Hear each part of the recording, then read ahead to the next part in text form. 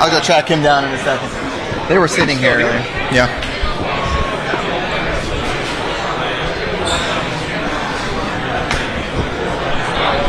I'm going to get the go-ahead from Amanda.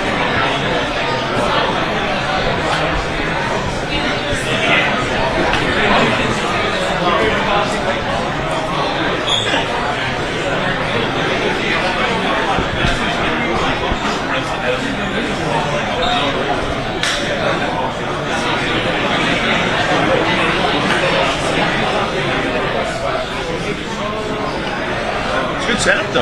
Yeah. Space this out really nice. We're live, by the way. We are live now? I see. Yeah, there we are. Hey, there we are. All right, good. That's what I wanted to say. Here we go. Let's do it.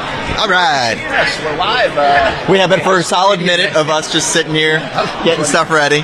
There's no good. This isn't live TV. It's live on the web. And the internet, on the social media channels. So, we don't get that 100% until we see it. Greg Morneau, Stuart Weber, welcome to Bakersfield's High School Media Day, along with Jaguars Prep as well. And we begin the high school football season in the way we usually do. Yeah. Practice starts today. Yeah. Some started at midnight. And now we get to interview a bunch of the players and coaches, the new faces, the transfers potentially. It's free agent Florida, remember. And now we have a whole new system as well. So it's a wild 2022. Stuart Weber, the expert. What are you looking at here today, and what do you already see?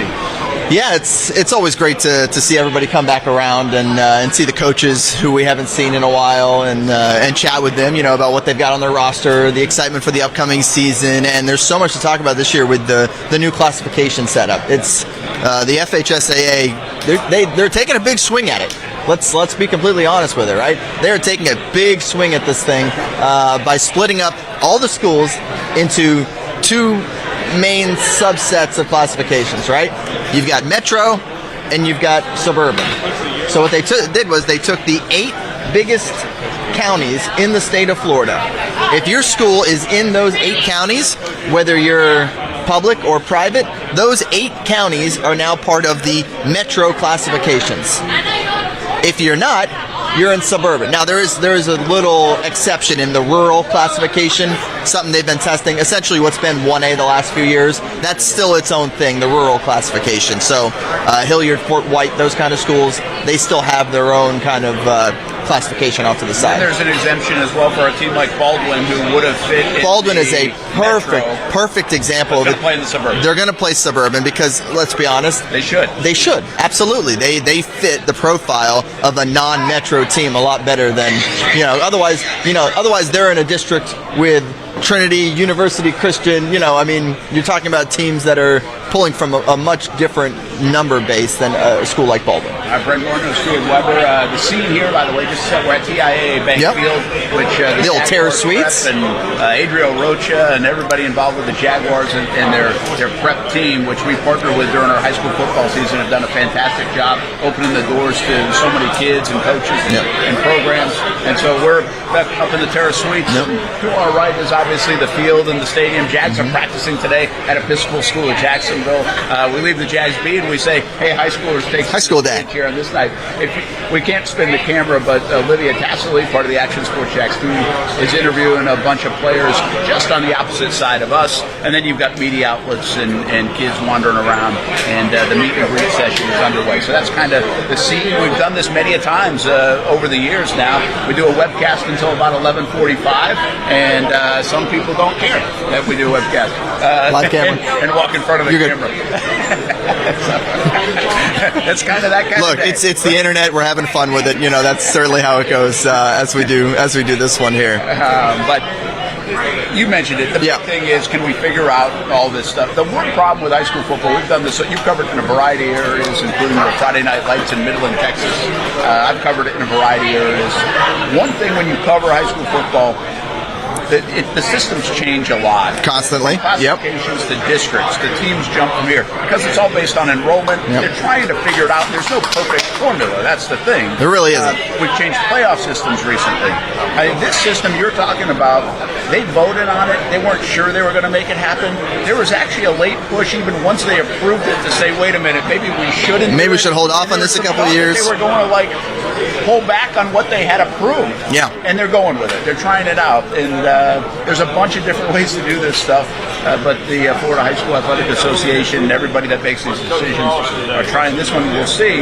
And the idea behind it, and you can confirm this, but the idea behind it is to have more variety in state championship winners. Yeah. They really thought these big communities, these big counties were dominating winning the trophies. Yeah. And they wanted to be able to spread that out because you could have really good programs. And I think you used this example on TV a couple weeks ago, Baker County. Really good program, but by the time you run into that Miami school in the state Final Four or state championship, you really don't have much of a chance, even as good as you are, just based on their size and volume and enrollment. In yours. Yeah, and it's weird too because like that Miami team you're playing as a 5A Baker County. No, it's not a large school like you'd maybe expect from Miami. Maybe it's a private school in Miami that has a smaller enrollment and therefore is down in a lower classification. And that's kind of how that goes to where you're ending up with players at all these different classifications doing that. So this is a great way to be able to set that up to where you don't have to worry about, if you're Baker County, having to play a team from Miami. All right, let's roll some people. Yeah, I'm gonna go do some work here. Stuart, we just saw Patrick Faison walk by. We got Sean McIntyre, Creekside. We've got right in our vicinity a bunch of different schools. We'll go grab you one. How's that sound? Right here, let's do it. All right. And we will roll people out. We'll have to get introductions to make sure that we get everybody's names correct and people haven't jumped places because that certainly can happen. We've got some big-time players. Some quarterbacks like Marcus Stokes not transferred. He's had a huge year and then was committed to Penn State for much of the spring and into the summer. And then decommitted and moved on to the Florida Gators. So, that's one of the storylines from the quarterback position with Marcus Stokes. Mark Montemayor ready to set in and get in the hot seat right now from Atlantic Coast. What's happening, man? How you doing? I'm good. How are you? Yeah, I'm fantastic. Happy football season, I guess, right? It's here. It's here. Summer came quick, and no more running and lifting anymore. It's time to put the pads on. I like when Stuart brings over somebody at least I know, so I don't have to guess, and we don't have to do an icebreaker as an introduction. Yeah. You've been at Atlantic Coast now for a bit. Do you have the program kind of where you want it? I mean, you're coming off playoff games and playoff wins and some monumental moments. Yeah. Have you set enough of the foundation, the culture to get rolling a little bit, even though you don't control what kind of talent usually comes in there? Yeah, I think that's a great word that you use is foundation. Those first couple of years, it's all about setting that foundation, getting the kids to buy in, especially year one. But now it's kind of taking its course. We're starting to slowly trend up, and that's what you want. You're going to have roster changes, things like that, graduation. Every program does, but as long as you keep trending up and keep trending in the right direction, like you mentioned, back-to-back playoff appearances, kids are getting a taste of it and they know what the expectations are, and we can just keep continually building off of that. My guess is that helps you really a lot in the period you just finished, right? Everybody wants to play football. Everybody even practices. It's okay. Getting to those Friday nights, you can see a light at the end of the tunnel. But that summer work is so critical now. Yeah. I mean, the best programs at every level now are able to nail that summer work, have a lot of participation, bigger, stronger, faster. Right. Do you kind of feel that based on the few years you've been there and now a couple of those playoff appearances as well, that there's a standard being set? Yeah, definitely. And it's like you mentioned, it's not just done on Friday nights, and it's not just done when fall starts. It's done in the off season, going all the way back to January, essentially. In the state of Florida, football is year-round kind of deal. And like you mentioned, the summer circuit, it can get very daunting where, nowadays it's all about hitting up the college camps, summer circuit, 7-on-7, team camps, that kind of deal. Just trying to moderate everything and find balance in all of that for the kids and myself and my staff. But now here we are trying to put everything together for the fall. Mark Montemayor with us, Atlantic Coast head coach. Here on our live webcast on the Action Sports Jacks and Action News Jacks channels. We've got our Friday Night Blitz coming this fall, Blitz Scoreboard Show on ESPN 690 as well. And your buddy Kevin Sullivan will be our analyst on that show, and we'll hopefully get you to call in a little bit. But yes, sir. All right, real quick, who's to watch? Who do you have? Like, who should we be keeping an eye on Friday nights as these rosters change year by year? Yes. Who's leading the Atlantic Coast Stingrays? Yeah, so the four guys that I brought today, Cash Horswell, tight end, DNs, Camden Hardy and Shakur Sangari, and O-lineman Marcelo Coleman. With our squad this year, it's definitely going to be up in O-line and D-line up in the trenches. I firmly believe, and that's where it starts and ends with football. Regardless of what you have on the perimeter, what level of football you play or coach, it always starts in the trenches. So those big guys, and those not just big guys, sloppy guys, but they're athletic as well. They deserve all the credit, and that's what I firmly believe. That's where our foundation will be for this year and for this roster. I heard names Hardy and Coleman. I think those dads might have played right out here. Do I have that right? Hardy, definitely. Okay, that's not Coleman's kid. No, sir. No, Okay. no, it's not.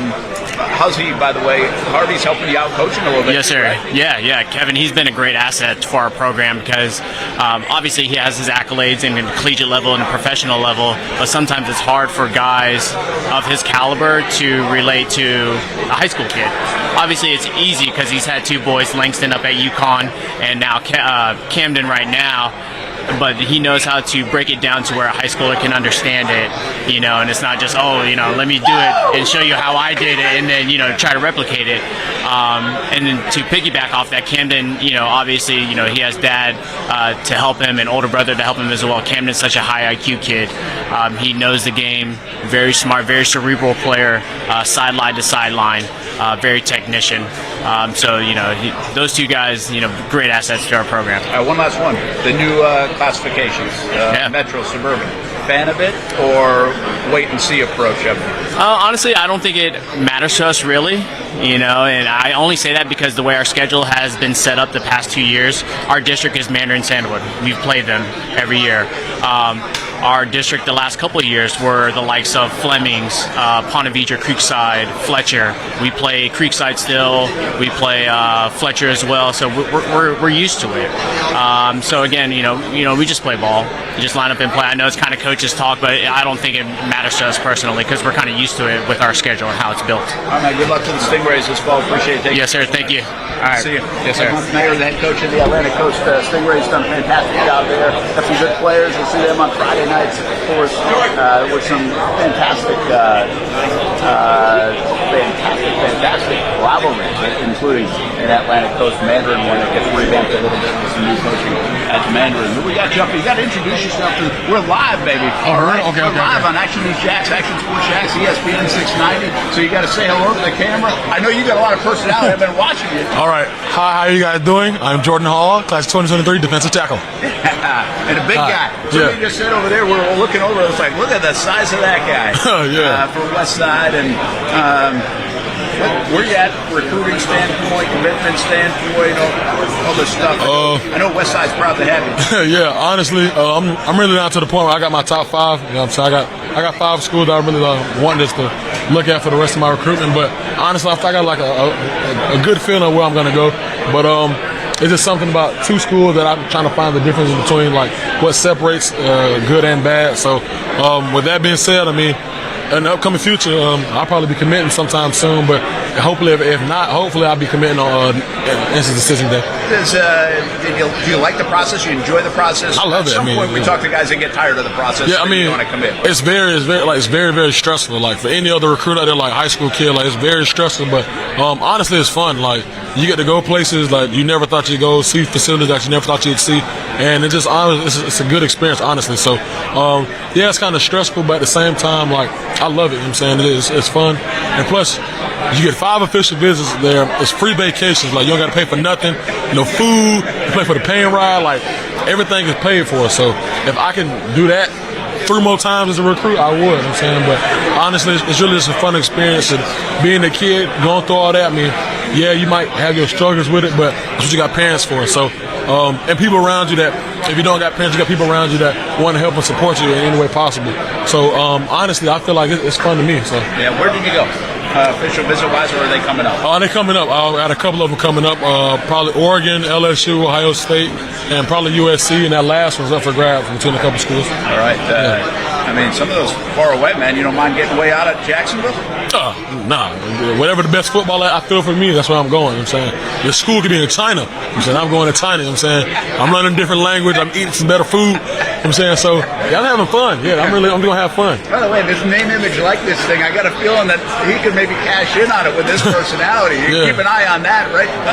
Is that part of the talks in recruiting now? A lot. NIL has probably been the new biggest thing in recruitment for a lot of people. Me being a top 100 recruit, like the numbers that they throw out are kind of crazy, but I really don't take too much. I don't take too much input into it. Like I let my parents deal with that, the whole money side of the situation of it. But everything else really been fun for me. Like I get the job of being the kid all the time, so having fun is just it's really cool. But that aspect of I think it adds a stress to it. You know what I'm saying? But I really don't. I don't really need it. You know what I'm saying? I came into recruitment wanting to be a good college football player, so not really too much focus on it. So when I get to college, I'll harp on it a little bit more. But as of right now, I'm just having fun. Great perspective, man. Let's talk about Westside a little bit. Yeah. Do you look at yourself as an important piece when you have a top 100 recruit? Westside hasn't had that. Yeah. Like ever. Yeah. You know. So do you look at that and be like, listen, there's some responsibility on me, and by the way, your shoulders are big enough, but I think you sound mature enough to be able to handle some of that responsibility. Honestly, I wouldn't say it's a responsibility, but it's more of a I don't know how to put it. It's more of you can say a weight on my shoulders that I got to carry, but I look at it as I play football.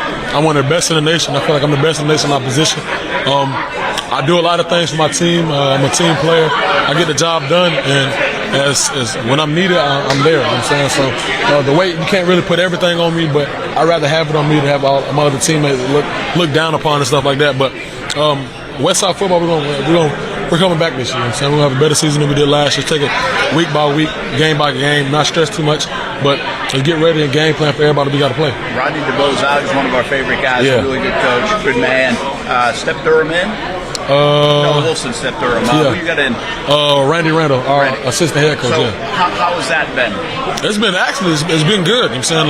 I feel like he made a couple decisions that a head coach should have made, so that proved my point a little bit. I trust him as a head coach. You know what I'm saying? But other than that, real good guy, respected around Westside, respected around the west side of the community, and honestly, I think everybody has like a natural respect for Coach Randall just because of what he stands for and what he's done for us. So honestly, I feel we're going to have a great season this year, and I feel like we're going to do better than we did last year. But missing Coach DeBose is going to be a good piece of why some things may look shaky because he's been there for the last 10 years, so he knows everything around it. But Coach Randall's been by his side throughout all this, so head coach in your first year never going to be easy unless you have a stacked team, which we do not. But we got a couple pieces to the puzzle that I think will be good. But other than that, everything else going to be fine. All right, let's wrap up with this.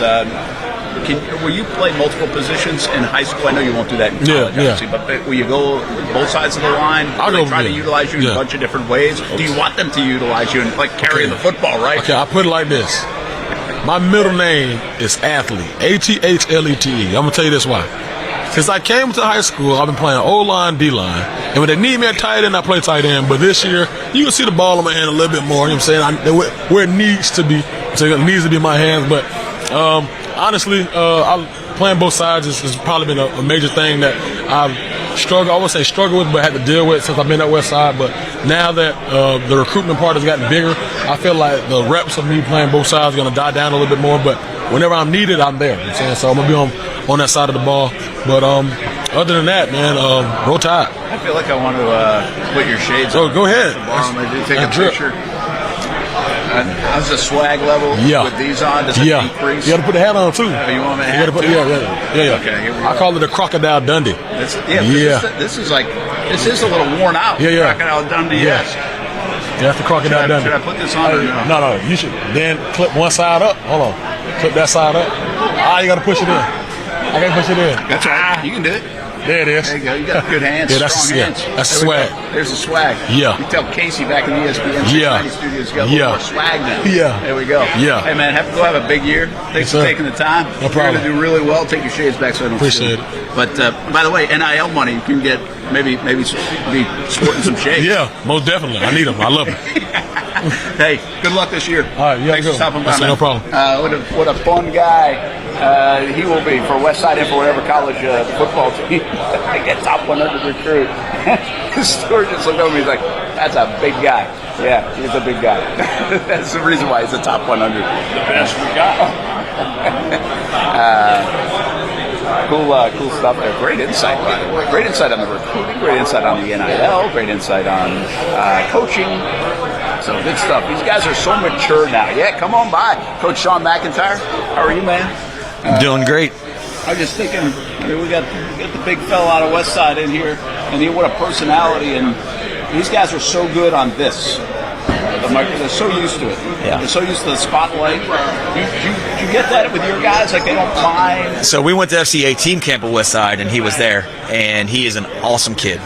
Really kind of like, that's a pretty where you're in the cafeteria with other teams, you're on the practice field with other teams, you really see a kid's personality, and you just talk about a really dynamic kid. I'll be pulling for Jordan Hall for a long time. Whatever he decides, he's got a bright future because he's a dynamic kid, and obviously God has given him great ability, and he works really hard at his craft. So you get to see a kid's personality. I think days like this are huge for a kid's development. They get to come down here, put a microphone in their face, and have to critically think about some things and talk about it. So it's really good for a young man as they develop and grow up and become a senior in your program. Sean McIntyre, Creekside Knights. What year is this for you now? Year 6. 6. I think I talked with Mike Montemayor a little bit about this. You kind of build your foundation, your culture. Do you still have to reinforce those things, or does that take care of itself, especially coming off a nice year, what was really your best year yet, I believe, from even a record standpoint, but at least it felt that way. Yeah, no, it definitely was our best year last year. And from a culture standpoint, I learned this lesson very early on in my 10 years as head coach. Culture has to be enforced every single day. Literally, you can have a bad Monday, and you've got to reinforce your culture. If you don't, on a daily basis, when the year we went 5-5, my third year, we had a bunch of returning kids and a lot of returning starters, but I took some things for granted. We didn't do culture class in the summer, and I just thought that things were ingrained in them, and it never is. You have to fight for those things on a daily basis, and we have our culture at Creekside is built on our 5 foundations: toughness, commitment, caring, work ethic, and attitude. And those are our foundations because we control those every single day. We have definitions for them. We have things of what they look like in our program, what they don't look like that we talk about. We have a 15-minute session every single day in the summer that I lead with our kids, and our older kids kind of run the session, but I direct the younger kids, and so it's a very good thing. But you got to fight for that every day, or you are going to be lacking in some areas. I think in our world we talk sports all the time. We talk touchdowns, we talk scoreboards, but I think coaches will talk about shaping young men, and it's those kind of messages, right? Those words, those definitions, that's where the kids don't even understand it, but it's helping them out some 10, 15, 20, 30 years down the road as they become coaches and parents and the rest. Yeah, I doubt that I have a player on my team today that's going to play in the NFL. I hope I do. But I hope that they're all good men. I hope that they're all good sons, good brothers, good friends, good neighbors, good fathers one day, good husbands one day. That's what I hope and pray for. If we win some football games along the way, that's great, but I want to develop people to be great young men who are leaders in our community. Our mission statement literally is to develop leaders who have those 5 foundations. That is our mission statement at Creekside High School. So we want people that are impacting others around them, not just putting on a football helmet and going out on a Friday night. This suburban metro, I feel like St. Johns County could really benefit from it from the outside looking in. Do you look at it that way, or how do you feel about this new classification set up across the state of Florida? So I was actually voted to be a part of the committee that voted on this, and I polled all this. I represent North Florida from Jacksonville all the way to Alabama, and I polled our coaches, and the overwhelmingly response was that they wanted this plan put into action for competitive balance reasons. And I wasn't a proponent of the plan when I first got elected to the committee, but then I talked to some people and I took polls in our area and as the representative of those people who were my constituents, I voted in that manner. And the sole reason for my vote was I believed it gave us a chance to have more competitive balance, more competitive equity in high school football. There were a ton of running clocks in playoff games late in the playoffs last year in the state of Florida, and that's not the way it should be. And so that was my thing. Now, if maybe there'll be egg on my face, and it's not going to change the competitive balance and competitive equity, and we'll look at doing something else, because I think we are changing times, and you have to change with it. So, obviously it wasn't great for Creekside, to be honest, because our district, Bartram Trail, Fleming Island, Oakleaf, Buholt, and us, it's like the SEC West. You better strap it up every Friday night or you're going to get embarrassed. And so, but knowing what I know now, I would not go back and change my vote, because I think it's better for the state. Even if it's not as good for Creekside, that's not my job. My job was to do what was best for the state. And so, without a shadow of a doubt, I think that we're hoping that competitive balance and equity happens because of that. So we'll see where things land and go from there and make adjustments to the plan and keep moving forward. Sean McIntyre with Creekside High School, really coming off that good year, but you lose some. I mean, you lose quite a bit, really, not more than some, but that happens. It's a cyclical world. How do you feel with the young guys that you're bringing in that have now grown up in this program that you can hopefully build off the success? Yeah, my first year at Creekside, this is probably the biggest change. My first year at Creekside, we graduated a bunch of starters, like 15 starters off that team that were seniors. And the next year, we started 10 or more sophomores in every single game. So this past year, we graduated 19 full-time starters. There were 23 kids who graduated who started at least one game in their career. And there were 32 seniors in that class, a very dynamic class. We love them. We hope that we impacted them, and they're out changing the world right now today. But now we're going to be starting juniors and seniors in their place, not sophomores. So that's even though we're going to have new faces, they're not necessarily young. They've been in our program for a long time, and they know our expectations, they know our foundations, they know what our culture looks like, and what we have to do to win high school football games. And they've bought in. We've had I think we had close to 40 kids who had perfect attendance this summer. Wow. Just kids who are committed to what we're doing, and it's fun to be a part of. So our goal is to be the best version of ourselves. If we go out on a Friday night and we're our best version and the team beats us, that's just the luck of it. But our goal is to be our best version, and that's all we can control. We're going to lose about 30 seconds tonight on the Friday Night Blitz and Blitz scoreboard show, not showing Preston Stroke touchdowns.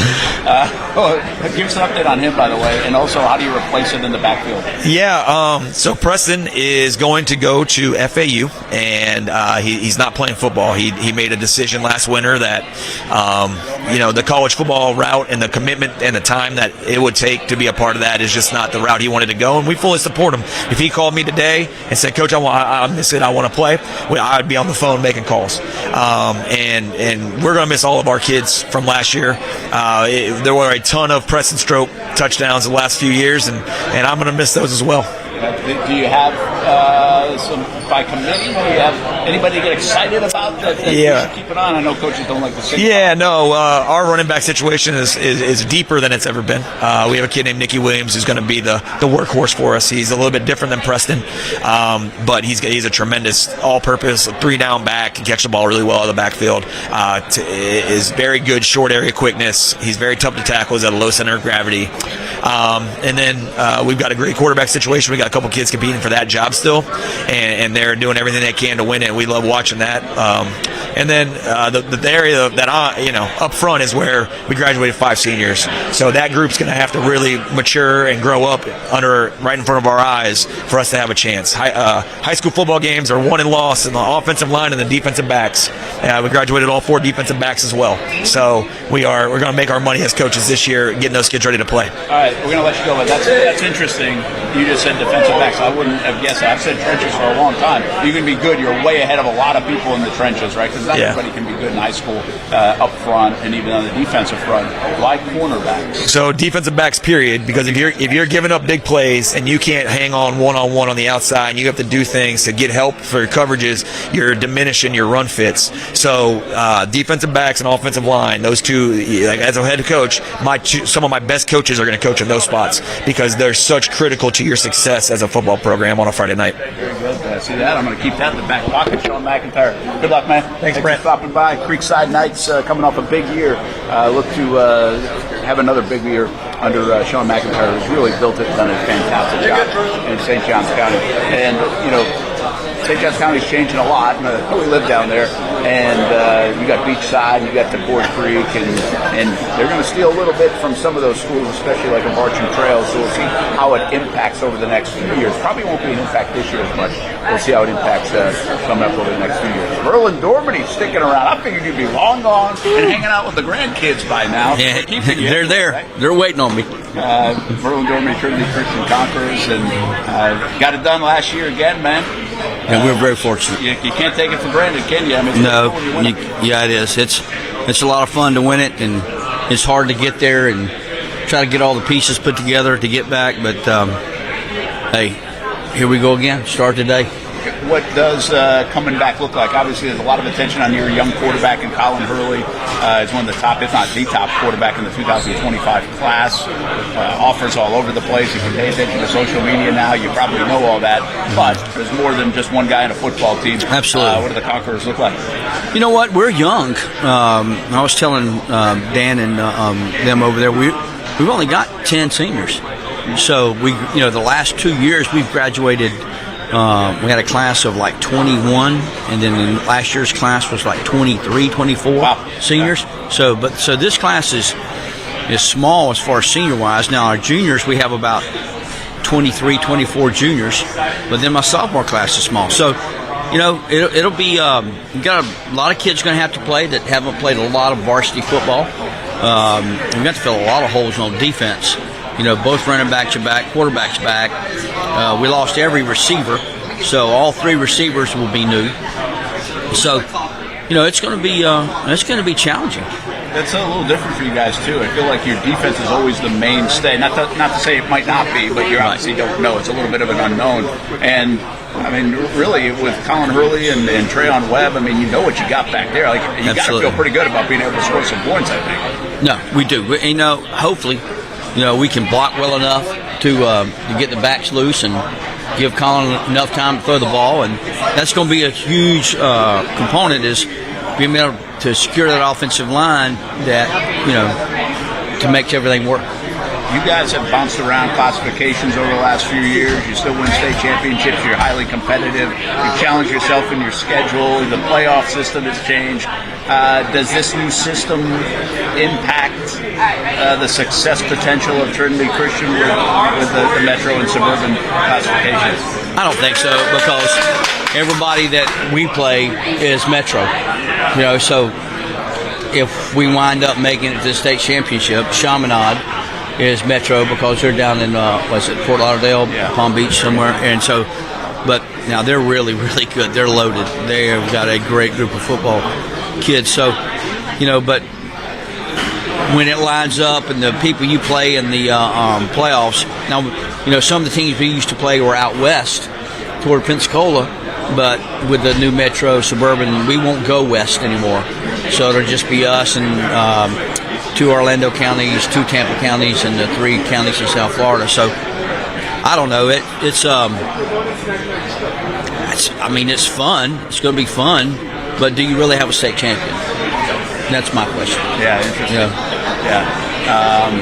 I want to ask you real quick about some of the old guys that have been around. We were just talking about Gerard Ross earlier. Yeah. He's now at FSU, who obviously was on your staff for a long time. Yeah. But even some of the players that we've seen, from the Buckeyes to all these great places. We were talking about Ben Edwards over at Stanford. How often do those guys come back? Oh, all the time. You talk about grandkids. You must feel like you have a million grandkids. We do. Really, because of the men that you've obviously tutored along the way and follow their stories and continue to do so. Yeah, we have a golf tournament every year, so a lot of them will show back up. They can't play a lick of golf, but they come back to support the program and hang out with us. We have lunch, and so Isaiah Ford, who's now with the Colts, and Andre Smith is with the Bills.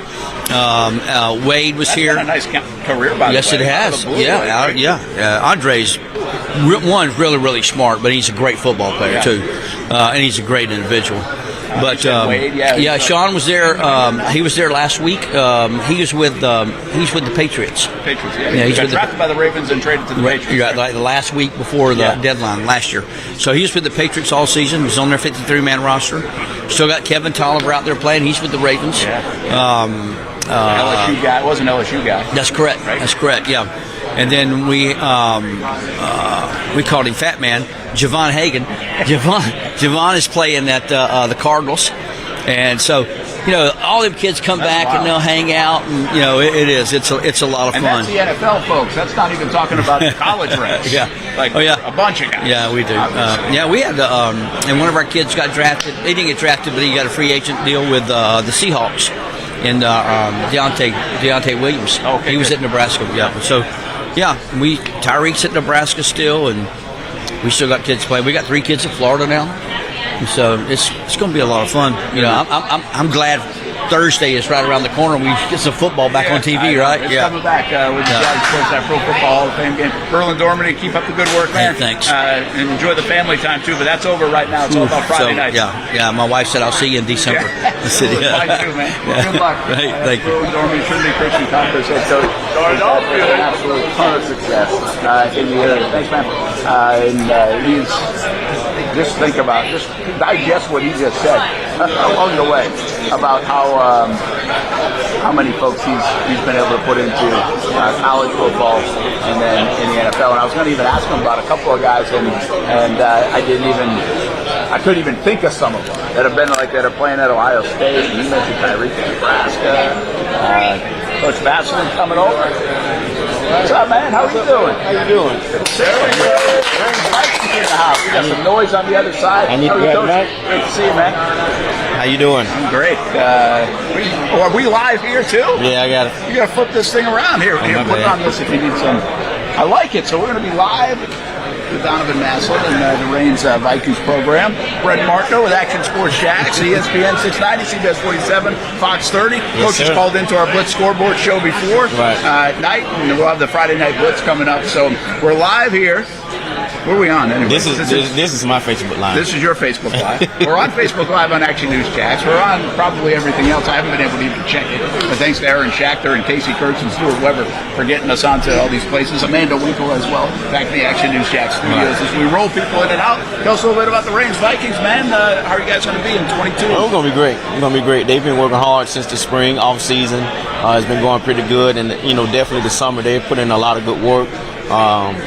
On the field and, definitely in the weight room, they're pretty strong at this point. So I'm definitely excited about what they're going to be able to do this upcoming season. Where are you guys in terms of, I feel like I ask a lot of coaches this, like laying the foundation, the culture.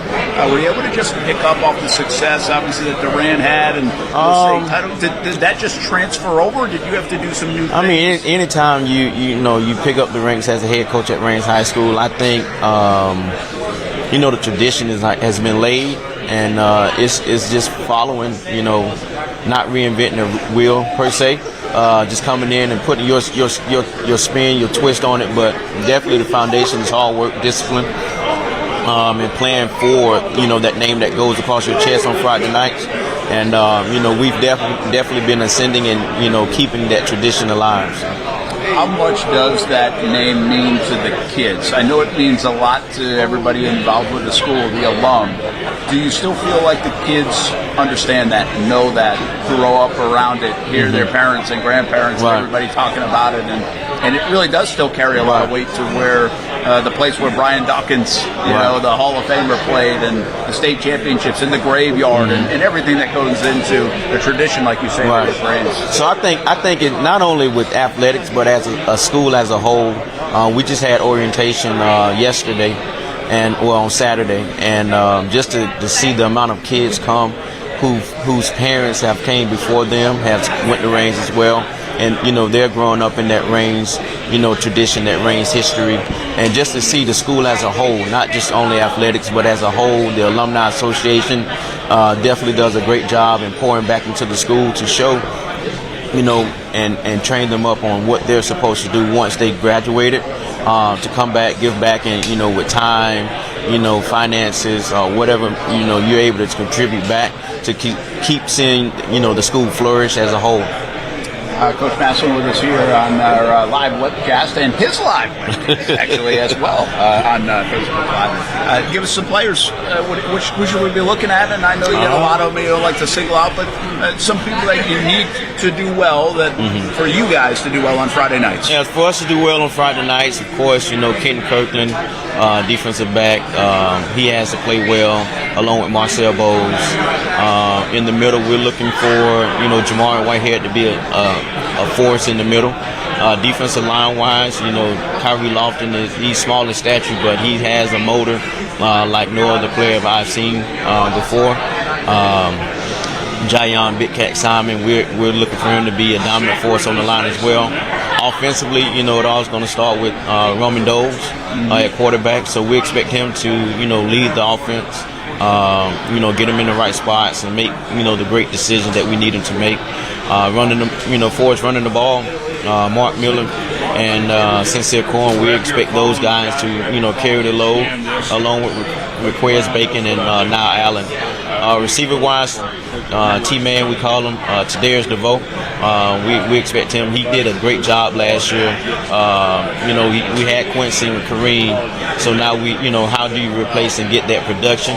I think it's going to be a collective effort with the wide receivers, but I think T-Man, leading that group is going to do a very good job. So, and then offensive line as a whole, we want to be dominant up front, so we have some good size. They're definitely strong. We maxed out this past week, so I'm very, very excited about what they're going to be able to do. By the way, I don't know if you caught that on this Facebook Live or that one, but that was kind of a smile when he talked about the strength of the offensive line. That makes a coach feel good, by the way. When you definitely feel good about what you have up front, talk about this a lot. I mean, that's not an easy thing to get in high school, and it's a very cyclical thing, too. Right. Like, sometimes you just don't have enough bodies to play, especially the teams that you're playing and that style of football you want to play, but it makes you feel good as a coach when you got those guys. Definitely makes you feel good. It always, as every coach in high school ball, at any level, you're talking about little league to high school to college to NFL, it all starts in the trenches because, believe it or not, the center touches the ball 100% of the time. So, they're the most important guys, on the field. We got to make sure you treat them right, off the field as well. I know last year I challenged them one game. We hadn't had a 200-yard rushing game in a while.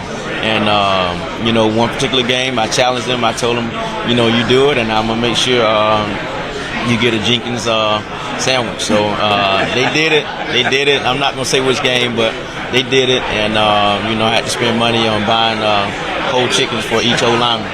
Hey, I don't know what I have to do to go get a Jenkins sandwich, but maybe it's get to the graveyard and watch the Reigns Vikings on Friday nights. Hey, give us an Solomon Kinley. He come back at all this summer. Solomon Kinley, Dolphins, of course, offensive lineman. Yeah, he did a great job. He did his second annual Solomon Kinley youth camp. It was June 25th. At the school. It was a phenomenal camp, from the ages of 5 to 13. Right. It was a great camp. And then he also added the 7-on-7 tournament for the high school teams, which was very good, just to kind of get some good work against local teams here in Jacksonville. So he definitely comes back often. He trains this summer with Coach Bellamy, our track coach. He did that. He, trained with, some of our O-linemen as well. So for them to get some of that NFL knowledge, it makes it easier for them to go out and play at a high level. So we definitely thank him and commend him on what he's doing so far for the community and representing himself very well. Yeah, good young man, good personality. We call him the lifeguard. Yeah, of course, definitely. he used to do that. One last one for you. Metro Suburban, new classifications. Strong feelings on it? Does it matter? How does Reigns and how does Coach Masson look at it? Well, we look at it as, it doesn't matter. We just have to make sure that we're prepared for anything in all situations. The Metro Suburban is something that we couldn't really control. We gave our opinions on it, but, the board saw fit to make it this way. So now for the next, 2 years, this year and next year, you just have to, grow into it and, run with it and just prepare your team the best you can. And it's going to be different, not playing, your Tallahassee teams in the playoffs or playing, the Panhandle, which has some great teams out that way. So it's going to be different, but, just making sure that we're ready to put on a great show for the Reigns community. Control what you can control. We'll see you at the graveyard on Friday night. All right, thank you. Appreciate your yes, time. Sir. Are you turning that off now? You just say goodbye. You just keep it running the whole time. I just keep it running. Look, This is my first time going live ever. Oh, this is your first one? First one. Awesome. Glad to be a part of it. Yeah. This is not our first one. You can check it out on actionnewsjacks.com. CBS 47, Fox 30, ESPN 690. Shameless plug. All right. Thanks, man. Appreciate it. Good luck. Yes, sir. That's Coach Madsen there for the Raiders Vikings. Done a nice job. A lot of talent, by the way. You mentioned names like Doles and DeVoe, and they got replaced Quincy Burrow, but a lot of talent right there at Brains High School, and love their high school football, and they should. They're traditional. They've had a ton of success. I gotta get a sip of coffee here. Give me a second. All right. Coach Krause, why don't you just start talking so I can grab a sip of coffee in here? No doubt. Thank you guys for being here. This is awesome. Kids have a great time with this thing. Yeah. This is great. It's always fun to rejuvenates us, ready for the No doubt. for the high school football season. And it's good to see familiar faces that we haven't seen in a while. Yeah. How are you guys looking out there at Bishop Kenny? Good. Yeah, we'll see today when we get the helmets on for the first time. But it's been a good summer, and I think our kids are excited. New schedule and a lot of new kids playing for us this year. Kind of mixing in with our senior group, so really excited. Give us a sense, by the way. So, I kind of feel like you guys have been getting after it because you always do, right? 7-on-7s Sure. and weightlifting and some. I mean, there's always something going on. But you're right. Today's first day of practice. Yeah. You said helmets, so you can put the helmets on today. Helmets on for 2 days. Helmets on for 2 days. Shells for 3 days. Then you're able to go full pads. So we'll be full pads on Saturday. It'll be the first time. And then you'll do jamboree-ish on the 19th. Yep. Before you really get going on the 26th. Correct. Is that Yeah. a good amount of time? Do you like that kind Yeah, I of think it's good. I think it's really good. We in high school now, I think people are doing, in the time that I've been involved in coaching, people are doing a lot better job in the summer of getting prepared schematically and making sure that the passing game becoming a bigger part of the high school game. I think 7-on-7 was always kind of a throwaway, at least when I played or even when I first started coaching, and now it's become such a big part of installing your offense and defense that you feel like you're a little farther ahead. Now it becomes the physical part of preparing for contact, which I do feel like you need 2.5, 3 weeks to get there. Yeah, it's amazing how much has changed. Yeah. And it's almost like if you don't do it, and you don't do it well in the summer. Right. Yeah, you got to be organized with it too. Missing a step, Exactly. right? You got to be organized with it, and I think some people look at those 7-on-7 differently. There's two different elements. There's like the competitive element. I want to go win tournaments, which is in a lot of ways playing maybe something different from your offense to your defense. And for us, we look at it as a developmental time, as we get this period where we can work for 2 months on passing game and our pass defense and try to use our schemes and get better and grow. So it's been a good thing for us and a good thing for the game. I think you're seeing a lot better high school football, and especially in this area, you're seeing a lot better quarterback play too, right? I mean, tons of quarterbacks, tons of receivers coming out, and part of it I think is because of that move in offense. Yeah, I've been here since 08, and we didn't have quarterbacks. Right. Like we had everybody else. Right. No doubt. Corners Skills. and Yeah. receivers and running backs and guys even in the trenches, but there wasn't quarterbacks. Yeah. And now we've got a bunch of them. No doubt. You have one. We do. Nice Yeah. when you have one. No doubt. Yeah. Resar. Yeah. Give us an idea. I watched him play a couple times last year. He's a young kid, a sophomore, 6'4", if I'm not mistaken. They can really move too, which I think a lot of people like, and that's why No doubt. his offers are going in. But where's his maturity at? How's he play the position?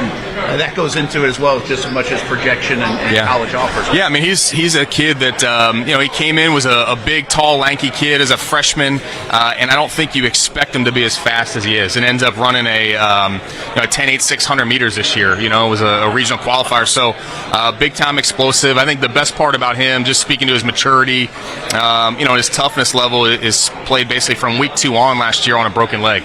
So being able to have as much success as he had with that last year, one, just showed our team that this kid's a tough joker, that he's going to fight for him every chance that he gets, and I think that's huge for him. And it just showed to me that he had the maturity to fight through some things, some distractions, and some things that are out there. So he's one that I never worry about. Sometimes you worry about kids with recruiting or thinking about these other areas. He just wants to win football games. What kind of broken leg? What do you have? He's got, if you look on his Twitter, he's got a good little X-ray that's on there. It'll show you too. But he scored a touchdown in the second game of the year. Kind of got undercut a little bit, and we nursed it for a few weeks, didn't run him a ton, and they went back and looked at it a couple weeks later and found out it was broken. So by that point, he was healed up and played with a little soccer shin guard we can make fun of him for. But other than that, did not miss a snap the rest of the year. That's awesome. Yeah. Coach, like you, you have to probably. I try not to look at the kids' Twitter. Right. I'm off it now, no doubt. I look at my Twitter. Exactly. Yeah. Enough. Yeah. Coach Crossman from Bishop Kenny. Listen, I think Tabor's gone. Yep. So you lose a guy like that, and Yeah. you lose some of those veterans. Yeah. What else to look forward to? Obviously, when you have the quarterback spot, that's very nice. How are you up front? How are you in other areas? How do you feel about this team? Yeah, I mean, despite losing, you're going to lose guys every year. So. Yeah, I mean, we lose our two most productive guys on offense and defense, and we lose Andrew Tabor on the offensive side, who had such an amazing career for us and is going to play at Stetson. And then we lose Baylor Newsome, who was a huge force for us defensively, and I thought was one of the best players in the area last year as a linebacker. He's at Army West Point right now, but when you lose those kids, you look at it and think that we may struggle a little bit. But I look at it, and the guys that are filling in this year, the depth that we built around them, I think we're a little bit of a deeper team than we were in the past. Especially when Andrew was younger as a sophomore when I first got there, it was kind of our main target, and I think his numbers, looked at where we were skill player wise. And I think you look at it now, we feel really good about our depth from the top two, both offensively, defensively, and our skill position. So I think we're going to fill that in more with depth and being a better team than we are with just one or two guys kind of dominating for us. So yeah, appreciate you. Yeah, thanks. Good to see you. Good luck this fall. And obviously, we don't need to tell Coach Krause. He's probably tired of hearing about this, but when you go to Bishop Kenny, you get the best backdrop in high school football probably in the country, perhaps. There's probably some good ones out in California. I wonder if anybody's done those lists, but Bishop Kenny is a fantastic place right along the St. Johns River to go on a Friday night for sure. Hey, we are live, just checking it out on ESPN 690. We are live on, where else are we live on? I got to check, Coach. Coach, introduce yourself to everybody while I check. My name is Kevin Mays, head coach, Baker County Wildcats. Yeah, maybe been there a while, a couple of years now. How's it? Year 4. How's it going? Gosh, for a while there, it seemed like Baker County was changing coaches, over and over. Now we've got a 4-year mainstay. Hey, well, where does that put you in tenure? It's funny. You look at it. Last few years, it's been that way. It's funny though. I've had a lot of people in town. Coach, are you going to hang around? Are you going to be here? It's like they were conditioned to it. They were. Yeah. I mean, it wasn't a little bit of it's the success and kind of getting recruited into Georgia, and Georgia make a lot of money, and those kind of things happened. But it's such an awesome place, Baker County, to watch a high school football game, and you know all about it. You guys have done a fantastic job. Give us an update on the 2022 season and how you look and how you feel. We're going into it with some question marks. We graduated 10 or 11 3-year starters for me, guys that have started that position since I've been there. A lot of experience.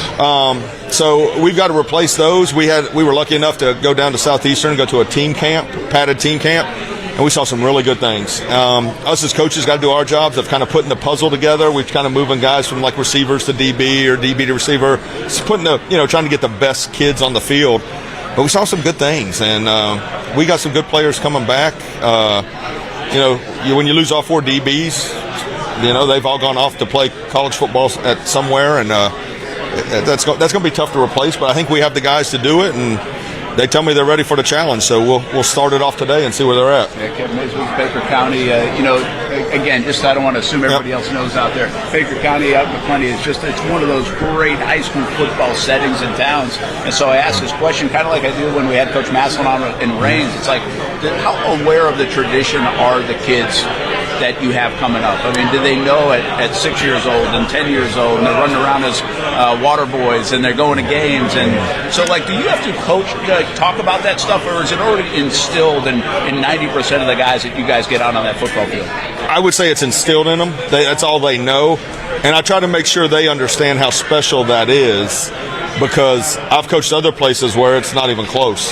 And you go to away games, and we're better attended than most of the home teams.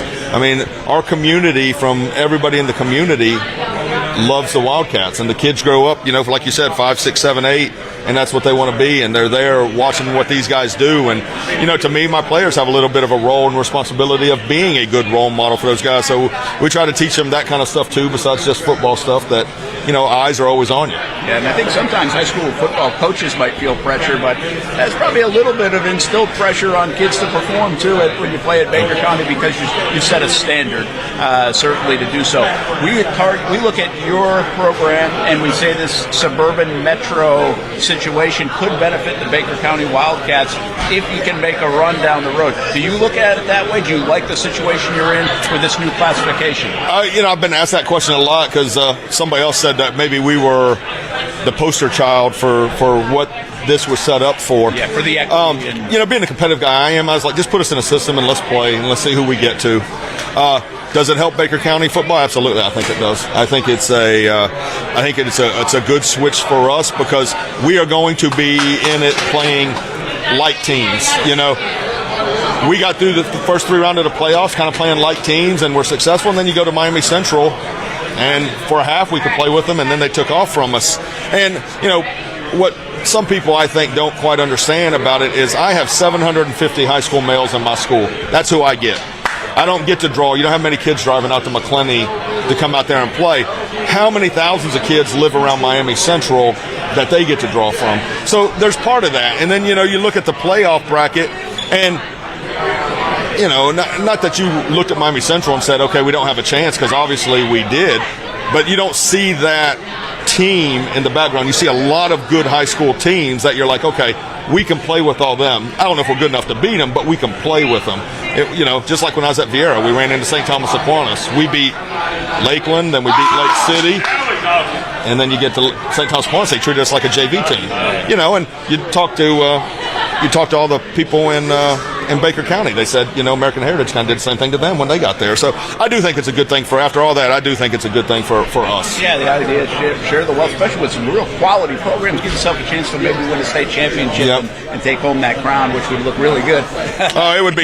It'd be special. I mean, they've played football there since the early 50s, and they haven't won one. So I tell these guys all the time, I said, there's been 2 teams that have gotten real close, the 17 team, and then last year's team to me, that you get Final Four, you're close, but to be the first team to do it would be really special. So these guys have busted their tails this summer, and I think we're ready to go. All right, one last one for you. From a football Friday night standpoint, who should we be keeping an eye on when we do our Friday night blitz? Where are the highlights going to come? The Blitz Scoreboard Show when you call in with our buddy Kevin Sullivan. And what are you going to be talking about Baker County when it unveils itself this fall? Well, I think, offensively, Cam Smith's going to be the guy. The ball's going to go through him. He plays slot for us receivers. He had 2,500 all-purpose yards last year. I think Kanias Williams is going to be a 10th grader. That's going to surprise a lot of people. Another running back that kind of take Jamarian Baker's spot last year, so we can do different things with Cams. Obviously, offensive line, bunch of big guys coming back. They're good. The receiving core, I think, is probably our best all-around group, just experience-wise. Quarterback, obviously going to be a change. It's Davion Dean and Jabari Ruiz are kind of fighting that out. Defensively, Orlando Holland was the guy last year, had 28 sacks. He's the guy that's going to come off the edge. Him and Avery Spurlock are kind of our 2 guys that are returning on defense. Everybody else is kind of new. So that's the question mark this year is, can the defense hold it? But after what we saw at camp, I feel a lot better about it. That's good. Good to have fun in the, when do you hit the practice field today? 3 o'clock today. 3 o'clock today. That's why I had to get out here early to get this done. So these kids are all having a good time with it. Yeah, so absolutely. Good luck to the Baker County Wildcats. Kevin Mays, appreciate you jumping in for a few minutes. Yeah, thank you. Have a good one. All right, you too. It's Kevin Mays, Baker County, and you heard it. How about by the way, you get reminded of some of the names and some of the numbers after covering it for a season last year. A guy like Holland, come on in. And as I finish up, introduce yourself to everybody. Grab this mic and yes, sir. Tell everybody on Action News Jacks, ESPN 690, CBS 47, Fox 30, Action Sports Jacks. We're all a bunch of different platforms. Yeah, you're everywhere, right? Yes, sir. My name is Nathaniel Whitehead. I'm the head coach of Harvest Community School. Yes, sir.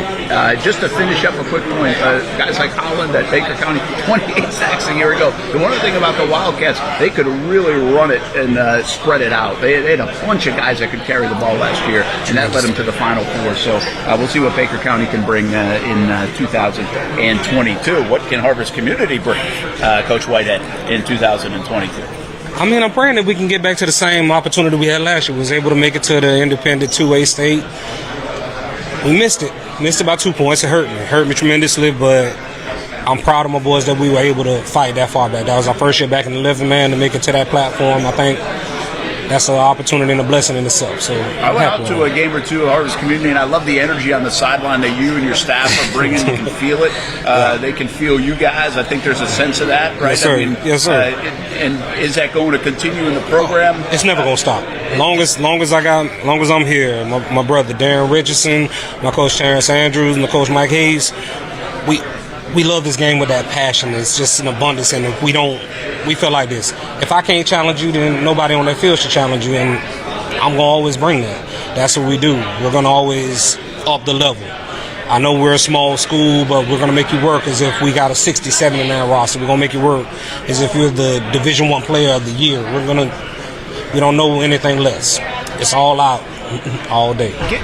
Tell everybody, and even myself, educate us a little bit. We talk so much. There's so much change all the time in high school football. We've got it this year with the Metro and the suburban classifications. Well, you guys are playing independent ball. We also have like the SSAC. There's some different things going on, which gives everybody a bit of a chance. Again, you mentioned smaller school. Are you guys in the right spot? Is it a right fit? And tell us about how you your goals to win what you're in, if you don't mind. I mean, aspect-wise, as far as population of school. I mean, at one point, it played a tremendous part. At one point, I understood the district rankings, and it made about 90% to clarity for me.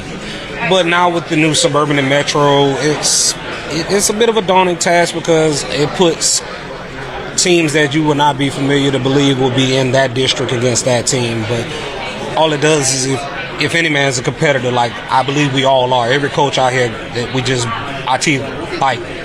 And we look forward to it. You want to fight somebody. You want to go against a bigger squad. I mean, for instance, we are an independent in a small school, but we're playing Wolfson this year. Last year we played NFEI, we played Trinity Christian. We're going to play teams up because we're never going to run away from the challenge. Ain't no either. We're going to compete with whoever comes to the table. I'm going to give you a fight, the best fight I know how to give, and I ain't backing down to that last whistle blow. Yeah, the challenge in football, by the way, is you don't, especially if you don't have a lot of guys, right, from a number standpoint, based on the nature of your school. Yeah, you got to be careful once you get guys hurt and things like that. It's football; it's a violent game. People are going to get hurt, and so then you got guys playing both ways, and then you just get more guys hurt. So you have to find a good fit for your school, your program, and everything else. But it sounds like you feel like you're in a good spot where you fit where you fit, but you also can play up a little bit and get the competition you want. Oh, definitely. I mean, I believe our athletic directors put us in the spot that's best for us, and every year this will be my third year, right? Every year it gives us an opportunity. Our team size will grow. If the team size continue to grow, I don't mind stepping away from the independent scene. I don't mind stepping back into the hunt. But conditioning and how you prepare your players makes a difference with small numbers. So, like for us, conditioning is overkey, so we running. We are going to grind twice as hard because we have to expect twice as much from our players. So the size of the team does make a difference. It does. It's a daunting task, especially when an injury happens. You go in a panic mode. Who can you throw in? Where can you put them at? And how will he fit that scheme to make it work for you? But that's the beauty of football. If you got to be in a pressure cooker. You got to enjoy having to figure out a scenario in 2 seconds, 2 minutes, 2 days, whatever you get. You got to make the most out of it. And I believe my boys have always risen to the task. Whether you're a 120-pound man, I have to throw you on the line, they know what they got to do. You got to play big boy style when you got no choice, right? One thing about this, wherever you're playing, whoever you're playing, it's Friday night football. It's a lot of fun. Yes, sir. And you guys have a lot of fun on that sideline. Harvest Community, Nathaniel Whitehead, continued success. Good luck. Yes, sir. It's a pleasure. Thank you for the opportunity to talk to you. Here on our Friday Night Blitz webcast, if you will. We're at High School Media Day, Baker Sports, and Jaguars Prep hosting this. Again, big shout out to everybody at Baker Sports, Josh Coker. They've been doing this for years and years. It's an important thing. And also Adriel Rocha and the entire Jacksonville Jaguars organization, they've really stepped up their game and including partnering with us on the Friday Night Blitz. Come on, Coach, sit on down if you want to come on by. Can you bring me a shirt or something? Baker hasn't dropped me off a shirt yet. I got to get one of those shirts. But I'm going to have you introduce yourself to everybody in a moment as we continue to just give a shout out to everybody at Baker's and Jaguars Prep. And Jaguars Prep partner, by the way, with us on our Friday Night Blitz on CBS 47, Fox 30 as we enter year whatever of the Blitz. It feels like forever. At 10:30 on Fox 30, 11:15 on CBS 47. And a reminder from a programming note is we've really ramped our coverage up on our ESPN 690 radio side and social media side with maybe the most unique show, 9 o'clock to 10:30, that is in the country, where we show live endings of games as they're going on video on our social media channels, and we do scores and highlights and analysis with our Hall of Fame coach Kevin Sullivan, and have coaches call in as well. Coach, introduce yourself to the crowd here on our live webcast, if you will. Okay, good afternoon. Well, good morning. Good morning. It probably feels like afternoon by now, right? Yeah, messing with kids, it feels like it. Yeah. My name is Nathan Smith. I'm actually the athletic director and also the head football coach for TDH Christian Academy here in Jacksonville, Florida. We have 2 locations, which is off of Lenox Avenue and off of Norwood. This is our second year as a program. Our first year, we actually went 3-6. Wow, good for you. Coach Smith and A.D. Smith, they call you coach or what? Yeah, both. I had to put both hats on. So, honestly, year 2 for you guys. This is a newer program, newer school in town. How did it come about? I'm not going to sit here and let everybody know that I know a lot about it. I'm probably more ignorant to it, so let's educate ourselves and everybody else. Okay. How was this born? And you guys started with football, which not everybody does that. So, I mean, you were able to manage that from a number standpoint and everything else. Yes, with the number standpoint, the way how it came about, my founder, which is Shanika Whitaker, this program was based off of her daughter. Her daughter passed. And basically she decided to make a school. So last year she was out looking for coaches to feed the school. I got reached out by a colleague of mine and asked me, hey, do you want to come over and take over our program? I'm like, I already do it in a park section, but doing it for a high school, that's a prayer. So when I talked to her, I seen her dream, what she wanted to do, and I accepted it. So last year for a program, it was actually shocking because we had 36 boys. Wow. For a first year. And with that 36 boys, we went 3-6. We beat a 2A school that is well known, and they was mad. They we invited y'all to come out here. We didn't expect this. But to be honest with you, I cannot be more honored, more privileged to have the group of guys that I have, and that I have 20 that's returning and 15 that's new, and then I'm still getting recruits coming in. Okay. So you expect your numbers to be a little higher than 36 that you had? Yeah. This year I should be at 45 to 50. Oh, that's awesome.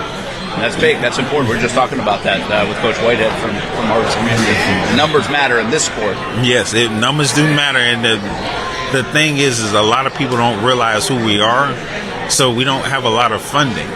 So what we try to do, I get stuff from old high schools, get stuff from different programs in the park spectrum that I knew, but God has blessed it that we still funding and we still making it.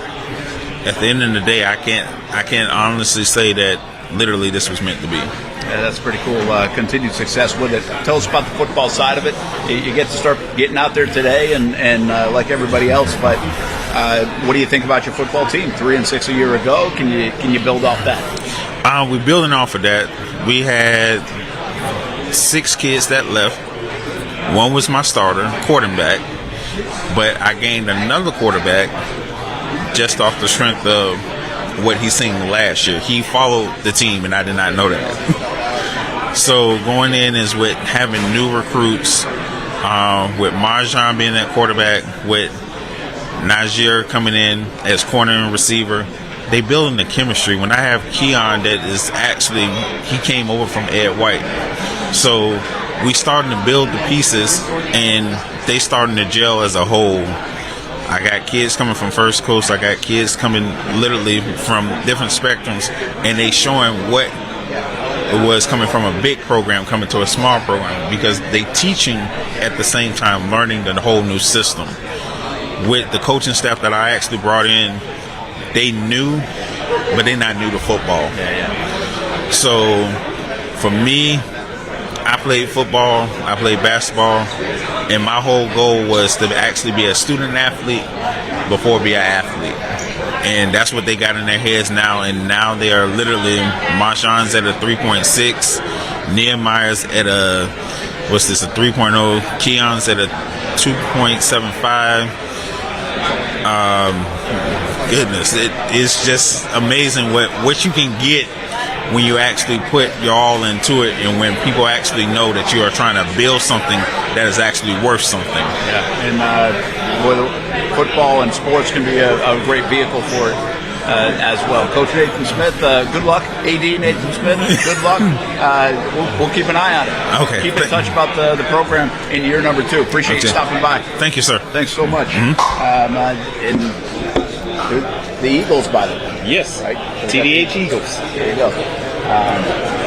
We're getting Adriel in? I was going to ask you to get Adriel in. Stop on by. What's up, buddy? Adriel Rocha with Jaguars Prep. Are you ready for an interview, Adriel? Yes, I am. I'm looking forward to it. We're live in Action News Jackson, learning about some of the newer programs in town. We've seen a lot of familiar faces. Baker Sports, Jaguars Prep Media Day. The guy behind Jaguars Prep is Adriel Rocha, partnered with us with our Friday Night Blitz, and we did some really cool things, including an all-prep team last year. We'll pick it up and do it again this year. Man, you guys are really taking off. I got to believe in your circles, the NFL circles, that want to put a lot back into the communities in their cities. You guys are doing a heck of a job with the Jacksonville Jaguars. You got to be proud of it. Yeah, no, I appreciate it. It's exciting. The NFL has recognized Jaguars Prep in this last year about some of our programming and the sponsors that we have involved in the space, and the partnerships that we have with our local affiliates. So it's been great. Yeah, that's awesome. You guys just recently did the 7-on-7 tournament down in St. Augustine. How did that go? It went great. I'm so happy it did not rain. I was really worried about it. There's so many logistics that go into rain delays that, a lot of people may not see. We were really concerned about it, but it turned out being a great day. All the teams were very thankful. We got so many positive messages and content from it, so really excited. And that group from First Coast and St. Augustine will be our first group ever in the rubber hallways for that first preseason game, and that's a reward incentive for winning it. So stuff, and that's, by the way, something that took place last year. I think it was the Houston Texans game, if I'm not mistaken, in December, where we had the all-prep team come out. You had a bunch of the high school kids come out from various spaces, Coach of the Year, Player of the Year, other teams, and you guys do that. You've been doing that anyway, but there's just a big community effort with what you're trying to do to get the high school kids exposed to, the NFL team in town. And that's what the big story around Baker Sports Media Day in the past, and now with Jaguars Prep jumping on board. A lot of these kids have never even been to the stadium, and this is their first exposure on a morning like today. But you're trying to increase that exposure as well. Come to a game day and other events. And I think that's how they become fans of the game. That first experience, how the team is amplifying what they're doing, and that's how I became a fan of the NFL. In my household, nobody was watching football, but the local team was out at the mall signing autographs, inviting us to training camp, and that's kind of what created my passion. So we can recreate that here in Jacksonville, and I think that it'll trickle down. You'll see these high school kids that are part of all prep top 25. There's already freshmen and 8th graders, wanting to be to that level by the time they are juniors and seniors. So it's been exciting. Yeah, we've had that, by the way, in the past too. Rasheed Mathis, of course, one of the great Jags of all time from Inglewood High School. Darius Williams played at Creekside. He now just got signed as the Jags as a free agent. So you already see some of that they're playing for their hometown team. One other note before we let Adriel go, and he's running around here. It's not just Friday nights. I think that's important to say. 7-on-7 we mentioned. community events and other outreach programs. Heck, we were able to, you guys really were able to give Coach Floyd from Jackson Super Bowl tickets, and he was able to go there for his community involvement. He was up for the Don Shula Coaching Award nationwide, but also girls flag football. You guys have really put some resources into that as well, and that's a fast-growing sport across the state of Florida and here in Jacksonville. Yeah, no, everything that we do in Jaguars Prep is from 7 to 18 years old, boys and girls, and what we've been able to do in the girls flag space is create the second largest preseason jamboree with 24 teams, and we hope to continue to grow that. The all prep team, and now in that youth space, the Girl Power League, NFL Flag League in Ponte Vedra, we'll be doing a camp with them on August 14th, so we're really excited just to be out there and in that space and just kind of providing opportunities equally across all groups. Yeah, and by the way, Coach Phil Squattrito with the Girls Power Flag Football League have done a great job building that. And down in St. Johns County, they were just awarded by the NFL. Yeah, the NFL Flag. NFL Summit for their success with that program. So keep up the good work, man. Thanks for stopping by. Thanks for all you do with high school football, and good to be partnered with Jaguars Prep. Yeah, thank you so much. TDH 47 Fox 30. That's Adriel Rocha, and he is the man in charge. Really has elevated the program to new heights in the last couple of years. And by the way, that's not stopping. I think there's a lot of success and a lot of momentum for all that. Again, I want to set the scene, kind of let's see, what time is it? 10:30. I've just been yapping for like an hour and change. But we're at Baker Sports Media Day, Jaguars Prep. Big supporter of High School Media Day as well. Obviously, right at TIAA Bank Field. Brent Martineau, Stuart Weber running around. Olivia Tasley's on the other side of the camera, and with another camera, interviewing a lot of players. So you've probably seen coaches roll through here. We had Jordan Hall, the big tackle for Westside. He was awesome. But we're getting a lot of the coaches in, and Olivia's interviewing a lot of the players for some fun stuff that we have coming up this fall on the Friday Night Blitz, and also on our Blitz scoreboard show on ESPN 690. Coach, what's happening? Coach, you want to have an arm wrestling contest? I think I could beat you. You might get me. Coach, you got to tell everybody, give us a little introduction to the folks out there on our Action News Jacks, our live webcast. So don't say anything you don't want on there, okay? But give a little introduction while I check, make sure I'm not missing anything on the phone. Okay. Yeah, I'm Marcus Wimberly, head football coach of Orange Park Raiders here in Clay County. Marcus Wimberly, if you know that name, goes way back to those arms right there for a reason. Had a great playing career himself.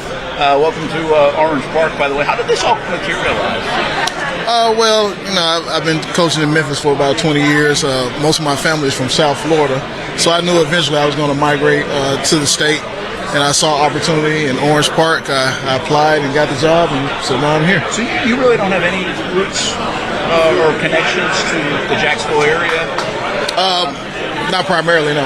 No. So you just found Orange Park, wanted to come back to the state of Florida. Yeah. That's pretty wild. And what do you see so far? What are your first impressions of the program that hopefully you can build and take to a new level at Orange Park? Well, it's a lot of potential there. There are players all over Orange Park, the area. We just have to keep them at home. It's a lot of support. I've been thankful that I have a lot of support from the administration, from the community, and we're going to build something special. Everybody has been locked in lately, and I'm excited about the upcoming season. How different is high school football in the landscape, maybe from where you were in Memphis to now? I mean, you know it from South Florida, but that was it's changed just because from classifications to playoff systems to free agent Florida transfers. I mean, it's just a different animal now than even when you grew up around it. So, what do you see coming over from Memphis and kind of being a bit of a returning to the state, if you will? Well, it's challenging, of course. It's a lot of competition for players locally and abroad and within the state. With the new NIL deals, and it's going to filter down to high school eventually, so we're going to have to deal with that also. So, I mean, but everybody's in the same boat, so you just got to figure out your path and make the best of it. You said something that's really important, and we've had a lot of coaches over the years come by and say, hey, we got to keep our players, right? We got to build something that they want to be a part of. So even if people do come calling or try to build a super team or whatever it might be, they want to be a part of this. Right. That's not an easy thing to do, and I'm sure that's really where your task begins, right? Yeah, I think everything begins with culture. You got to create an environment that's conducive to the success of the kid, totally, not just football. And when people see that you genuinely care about them, and then they'll tend to stay and stick with you through the long haul, through the good and the bad. So that's what we're concentrating on, just to be a little different from everybody else. What's the reaction of these guys so far to you and to your coaching staff? How's it been? It's been really good. You know, it was challenging at first because, you know, I knew I'd do things a little bit differently, but they bought in because they started to see the results, and now they're gung-ho, they're ready to go. When you say do things differently, how so? How would you say you maybe are different? Is it more from a disciplinary standpoint? Is it more from a scheme standpoint? What do you mean by that? Probably all of the above, especially from the discipline standpoint and the way we condition. You know, I believe in running every day. You know, we're going to get in the weight room every day. And, you know, we just have to be physically ready, mentally ready. And it's been a little different for them, and hold them accountable. And that's been a little different as well from my understanding. So, you know, but they've adjusted well. There's a gap between your playing days and theirs, right. But there is this thing called Google. Do they know about you? Do they have respect for that? Or does it not matter? You're just too old now? It's probably a little bit of all of the above. Of course, they're going to Google you. You know, that's what this generation does. As soon as you say anything, they're probably on their phone, you know, sneaking a search in on you. But yeah, it's been fun. No, it's got to help. It's been fun. Nobody's going to challenge you. That's for sure. It's still pretty good shape. I think you can still get it done. I think this shirt is a little too small. That's good. Okay, give us a little thought on a Friday night. We go out there and watch Orange Park play. What are we going to see? Do you have some talent? Do you like some of the kids that you got? And what kind of maybe style, offense, defense will you play on a Friday night? Well, offensively, that's where the bulk of our talent is right now. We're young on defense, but we are talented. It depends on how fast they grasp the scheme. But scheme-wise, yeah, we're pro-style offense. We're going to try to run the ball, of course, gap scheme, but we're going to throw it as well because we have a lot of talent at receiver. I think we're going to go as far as our quarterback, whoever that is going to take us. How well he plays is how good we're going to be on offense. Defensively, we just have to, you know, keep it simple, you know, because we have a young squad, but they're talented, like I said, and I think we'll be fine. All right, Coach Wimberly, Orange Park, new coach for the Raiders. Good luck in getting it going, man. Great Appreciate to see you stop by. Right, Thanks for taking a couple minutes. That's Orange Park moves on with a new coach, and we'll see what kind of impact Marcus Wimberly can make for this team. Let me just double check here, make sure I'm getting some messages. Keep yourselves busy for a moment or two as we roll coaches in and out here on Action News Shacks, ESPN 690, and Action Sports Shacks. We're on Facebook, we're on YouTube, we're on Twitter. We've got a lot of folks stopping by. It's always a fun day, really, to kind of reconnect with the high school football scene. And I don't think you need this guy to introduce himself, but we'll have him do it anyway. Coach, I got to send a tweet. You can introduce yourself to the crowd if you don't mind. Matt Tobin with the Bolles School. All right, tell us a little bit about what you got for 2022. And I think everybody knows you lose Cade Frew. How do you replace that in the backfield? Well, you don't. I mean, you don't. I mean, it wouldn't be fair to all our backs to be like, hey, look, you need to be the next Cade Frew, because like that doesn't exist. And so right now, what we're doing is there's going to be a group of guys that are going to be responsible for assuming that role, and it can't all come from the backs. And so we're going to look for more production from other guys. Connor Cox, our tight end, our receivers, quarterbacks are going to have to carry more of the load. Like, it's going to take a group effort to replace that kind of production. And the same thing on the defense side of the ball. Like, no one's going to be Hayden Schwartz and no one's going to be Jack Pyburn. And so it's going to be a group of guys that are going to have to, like, take a little bit of the load, and so it'll be a little bit more dispersed. It might be at the end of a game, and we don't go like, wow, look at that stat sheet for Cade and Jack. It might be like, wow, look at this super dispersed production chart where everyone is playing a role. That could be good, by the way, too. 100%. Right? I mean, not to take away from Cade Frew, but I mean, there's a lot of attention that ends up being on Cade. The success that he had, the production they had. Why wouldn't you give him the ball? But now you can maybe, I'm not saying sneak up on people. Bulls can't do that, but you can at least share the load a little bit. Correct. And we'll probably see less games where you're at the end and you go like, oh, Cade touched the ball 50 times. Like, we're going to have less of those. And it might be like, look, the backs collectively have gotten this many touches. Receivers got the ball in their hands. And so it'll be good for us. And you were right. There would be someone would say, well, you'll be harder to defend because the ball gets dispersed a little bit more. And I think from a schematic standpoint that there's something to be said for that. There's also something to be said for like, look, it's Cade Frew, give him the ball. He's now at Air Force, by the way. Matt Copeland with us, Bulls head coach. I think for a lot of years, at least I've been here since 2008, so Bulls was Bulls. Bulls just kept going. They were a machine. But I think you did just bring up something that maybe gets lost at Bulls. A lot of, high talent from Cade to Pyburn to Schwartz. You got a good quarterback in there now that's being highly recruited as well. Yes, sir. And so, I mean, it is something to be said when you have that kind of talent and some star potential, that it's just not a machine of this is the way we do it. You still have to replace some real talent in there. You do, and I think that is one of the magical things about Coach Rogers. I've been very, very upfront. I'm not Coach Rogers. I mean, it literally did not matter what they had. They were still going to be good. You'd walk out to practice sometimes, you'd be like, oh, I don't know, they're in trouble this year, and no, they're not. No, they're not. Look at the scoreboard. Yeah, no, they're not. And so you're right. We graduate a lot of talent, and we've got some other guys that are immensely talented, and they need to grow. And then we have some younger guys, that are going to be really special. The question is, at what point are they ready to start to take over? So Cade played as a sophomore, and Cade, you saw him as a sophomore and said, look, he's going to be really good, but he wasn't the transcendent talent. And Jack was a rotational guy as a sophomore. And so some of those sophomores that would like to wait until they're juniors and seniors are going to get forced into some things a little sooner. And how quickly they're able to do that will go a long way to determine how special this year could be. How do you feel? This was transition for you for a couple years, but you guys had a ton of success right away. Do you feel settled in? You feel like now you're, what is this, Year 4. This will be 4, yeah. But it might feel like year 10 by now. Yes. You've been over there a while. Does that kind of sense? Yes. For you and your staff, maybe? Yes. No, 100%. So we had practice this morning, and everybody knows exactly where they're supposed to be, doing what they're supposed to be. There's no, your first year, you're all right, the DBs practice here, and this drill needs to move over there, and when we do this, we do that. And now, it's a seamless. Every day, everybody just knows where to go. New kids come in, they just get adapted in. Our seniors coach our younger kids. It is flowing very easily, and so it has been awesome. That's good. Classification change, suburban, metro. How does that impact Bolles?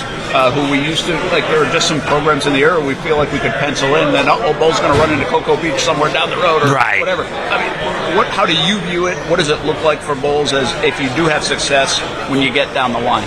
So there's pros and cons, the pros are there's no trips to South Walton. We're not driving 5 hours to go play someone.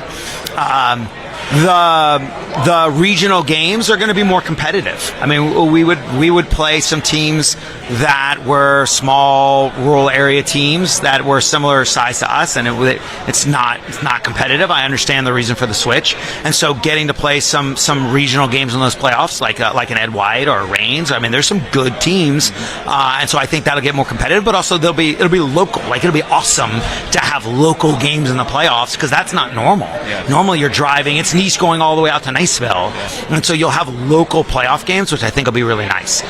Cons for the Bolles Bulldogs, everyone wants to talk about how we're in with Miami now, but it's always been hard. It's not like the Final Four is easy, and so in 4A, playing Cocoa and Coco's beating 8A state finalists. Cocoa is as good as they come in the country. And so, we replace Cocoa and Cardinal Gibbons with Miami Central and Cardinal Gibbons. And you're well, those teams are really good. Yeah, it's the Final Four. They're supposed to be good. They're supposed to be good. And so I don't know that the biggest con is those Final Four games are really difficult. Well, they've always been, and they're supposed to be, and we're fine with that. Yeah. Matt Tobin, Bolles head coach. Tell us about your quarterback, DJ Moore. Is he taking steps? Obviously, it's odd. It's going to be somewhat weird for coaches, too, because I kind of notice this. You get kids that are highly recruited or start getting a lot of attention, but it doesn't always mean from a coach perspective you're getting exactly what you want out of him or he's ready to do what you want him to do. Yeah. Because it's a projection business. Correct. So from a maturity standpoint, from a quarterback standpoint, the experience that he got last year, how is DJ Moore doing?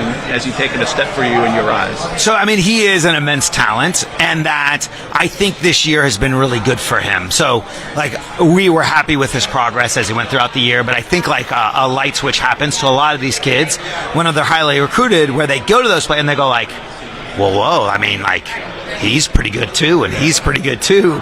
And I think when you grow up in the park, and you're always the biggest, the strongest, the fastest kid, you're like, well, I'm just better than everybody. Yeah. And then when you start getting recruited at that level and you start going to those places and you go look, they're all as good as I am. So what are the separators? What are the things that I can do to separate myself to be special amongst this group that's all talented? And so I think that's one of the things that he has really taken off on. Not just being talented, but being diligent in the film room and in the weight room. He's put on weight. He's put on 15, 20 pounds. And doing all those little things to be look, I don't want to just be good. I want to be special. And so we are really excited about that. And as he matures, continues to have more control over bigger and bigger parts of the offense, I think Bolles football is really excited to continue to watch his progress. Yeah, that's good. DJ Moore, keep an eye on him. Trench is good. Do you feel comfortable about what you got? Talk with so many of the coaches. If you can feel good about the trenches, you probably feel pretty good about Friday nights. No, and that's a huge part of it. And we're blessed. We've got Cooper Fordham's a 4-year starter.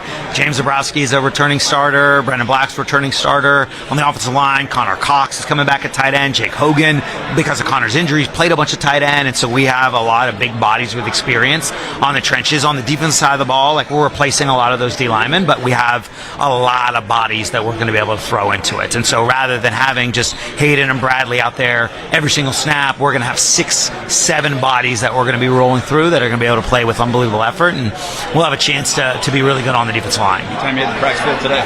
We were on the field at 6:30. Yeah, we're out there at 6:30. Yeah, we're done. We're done for the day.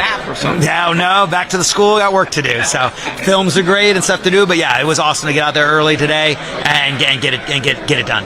Tobin, Bolles School. Good luck in 22, man. Thank you very much. I appreciate it. Bye. Awesome. Thank you. Always good to have Coach Tobin stop by from Ponte Vedra to Bolles, and heck of a coach. And he's been able to cruise and do really well. Actually, not cruise on his perspective. Come on in, baby. You going to stretch us all out? Or what? We're live. You live. You want to jump in and do a stretch day? Yeah, a little yoga. Spectacular. I could probably use some. Clap it up. Get some claps on. Good to see you, Coach. Baseball Jacks? Why don't we do this for baseball? Baseball. There we go. You want some baseball? See you, man. We get Coach DeBose in. How about this? Coach, hey there, what's happening? Rodney DeBose. How you doing? Don't say West Side anymore. We got to say NFEI Eagles. Yeah. Mouthful, for a sports broadcaster sometimes on a Friday night. It is a mouthful. Hopefully we can make you say it. I don't know if many people have been saying that very much over the last few years. All right, give us a little background. Why the change? Well, I love West Side. I'm not from here, but that's my school. So I was really excited about what we were accomplishing there, and I felt like the school's in a great place as far as the football program.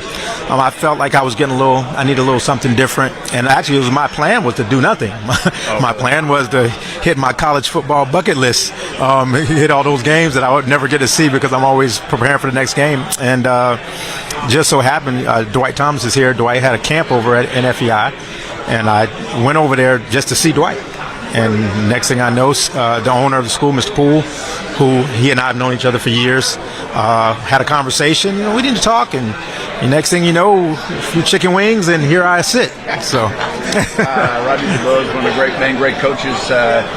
here in the area. We just had. I want to ask you a little bit about this young man, Jordan Hall, who stopped by. Man. What a personality, right? Yeah. Obviously a heck of a football player, Absolutely. top 100 guy, but Absolutely. I love meeting the kids that just you can feel them. You know, Right. you can feel the maturity. You can feel everything about them, and Right. that kid's got a lot of things going for him. And I know you were a big influence, and probably going to keep in touch with him forever. Well, he's again. I love him. You know, we still talk about every other day. You know, he's in a great situation. He's earned it. You know, when I met him 3 years ago, you know, he was, you know, a lot of talent and had big goals. And you know, one of the things, I don't want to talk about me too much, but I have a rule. I tell kids, don't tell me your dream, because once you tell me your dream, that's all I see. And so the day I met him, he told me he wanted to play big-time football. I told him, I said, son, you're an SEC caliber 3 technique now. I said, and from that point forward, that's all I saw. And so the way I operated with him was it was a challenge every day. When he arrived at our school, he was our 4th best lineman, so he wasn't always that guy. But he never got a break, and he's earned it.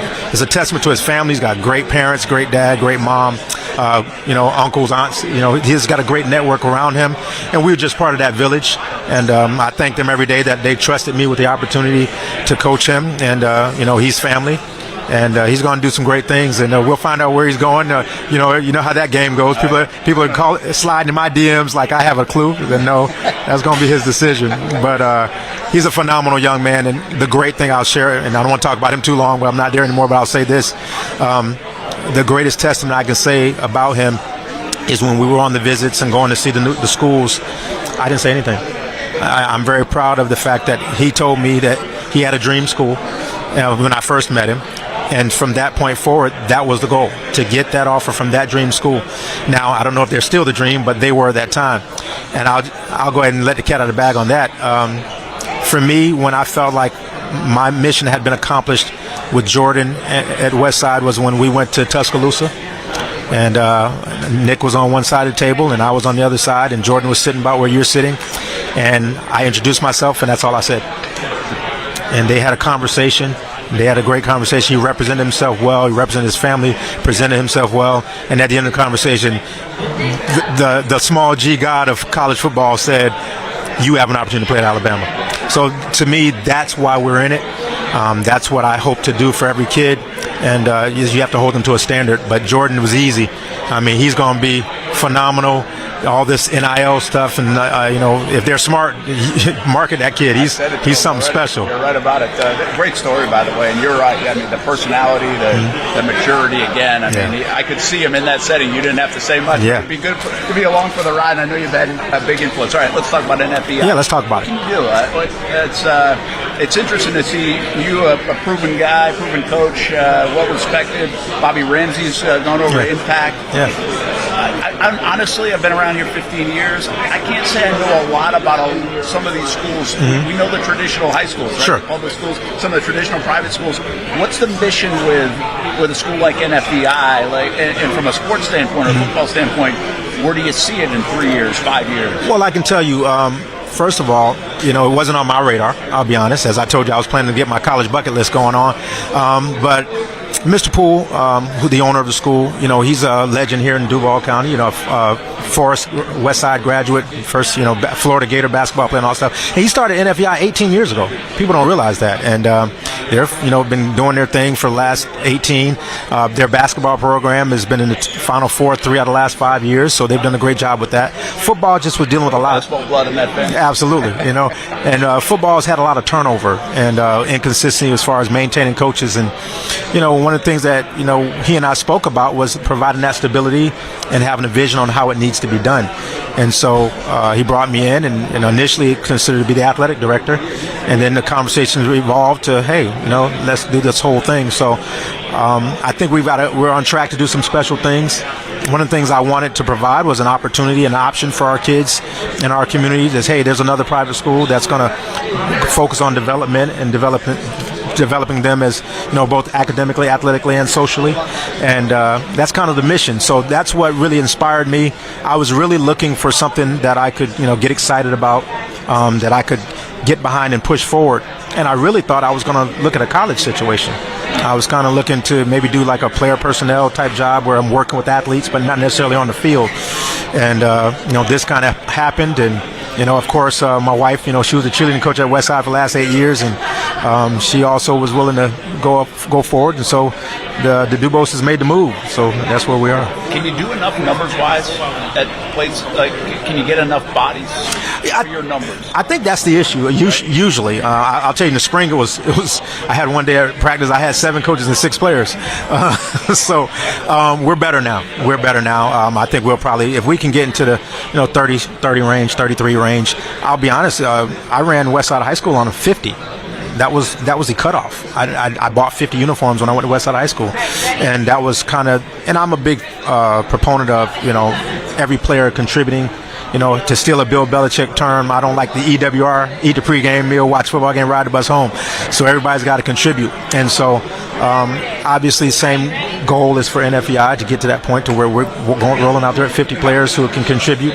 And I think we'll be all right for this year. And then when the secret gets out and people see what we're doing.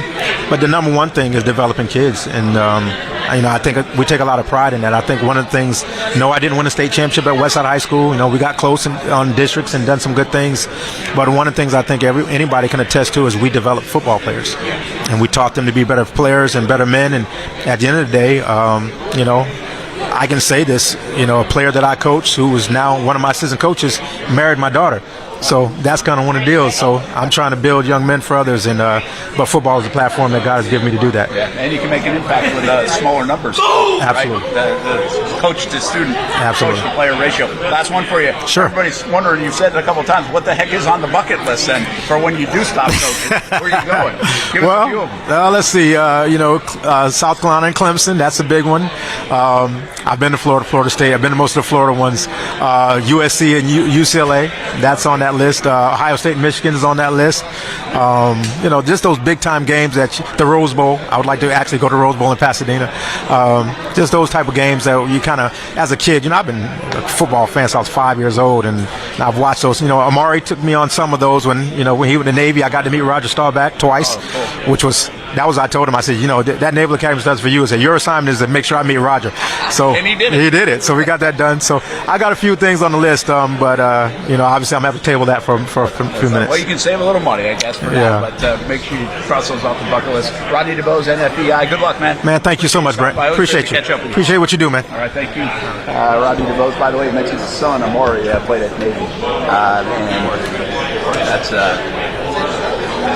just terrific folks, and no surprise there's a connection between Rodney DeBose and Jordan Hall, who we had earlier on in our live webcast, and I think you could feel him. I think we got another big fella joining us now. We haven't had a lot of players stopping by. We've had the coaches, but the players stopping by over there. Some hooting and hollering going on. Roderick Kearney, were you part of the yelling going on? Oh, no, sir. That wasn't my team. You guys just kept it calm and cool, right? Oh, yes, sir. Calm and collected. Give us the latest on you. Remind me where you already commit.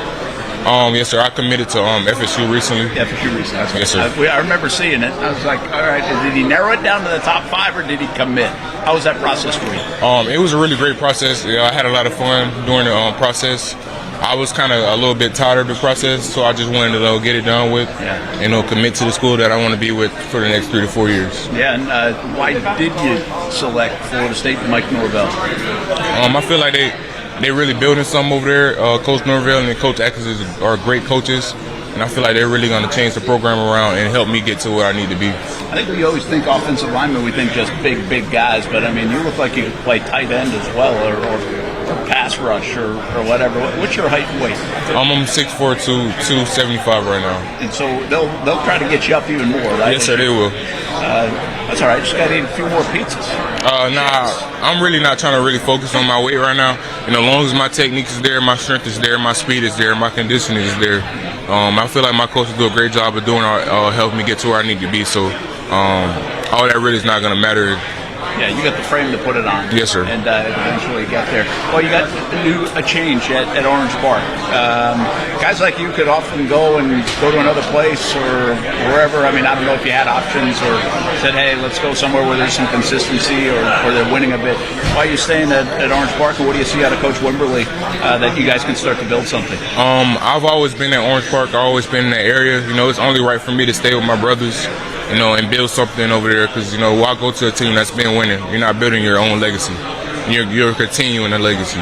I want to build my legacy and start my legacy at the school I've been. Coach Wimberly is really going to change that around for Orange Park in the next few years, and we're going to be something different. You can feel that? Can you feel that initially? Can your guys feel that? Some of the team just start to build that, a place to be and a place to go. And obviously you're going to have to win a little bit to make that happen. Right. Yes, sir, I can feel it. You know, my team, we've been bunting a lot lately. And I feel like the atmosphere and the energy we bring it to the team, so it's really going to be something else. Give us an idea. You got football practice start today. You guys had a long summer of lifting and all the rest, right? Right. Is it fun to finally be out on the field and in a few days maybe you put those pads on? It's still going to be the same thing. We still working to get better. It is a kind of relief, you know, to know that we put in all that work and it's going to pay off when we put them pads on. So, yeah. How about Friday nights? How fun are Friday nights for a guy like you, especially when you get to push some people around? Oh, yeah, I love it. You know, you get to do everything. It's all legal. You know, you get to put your hands on a few people, you know, and, you know, just win and just bond with your brothers and, you know, and bang heads. All right, man. Good luck at Orange Park. Have a great fall, okay? Thanks for stopping by. Yes, sir. Good luck at Florida State. The Noles get themselves a good one out of Jacksonville to beef up that offensive line. Good to see some of the kids stopping by. Another impressive young man, Roderick Kearney, out at Orange Park. And they talked to Coach Marcus Wimberly.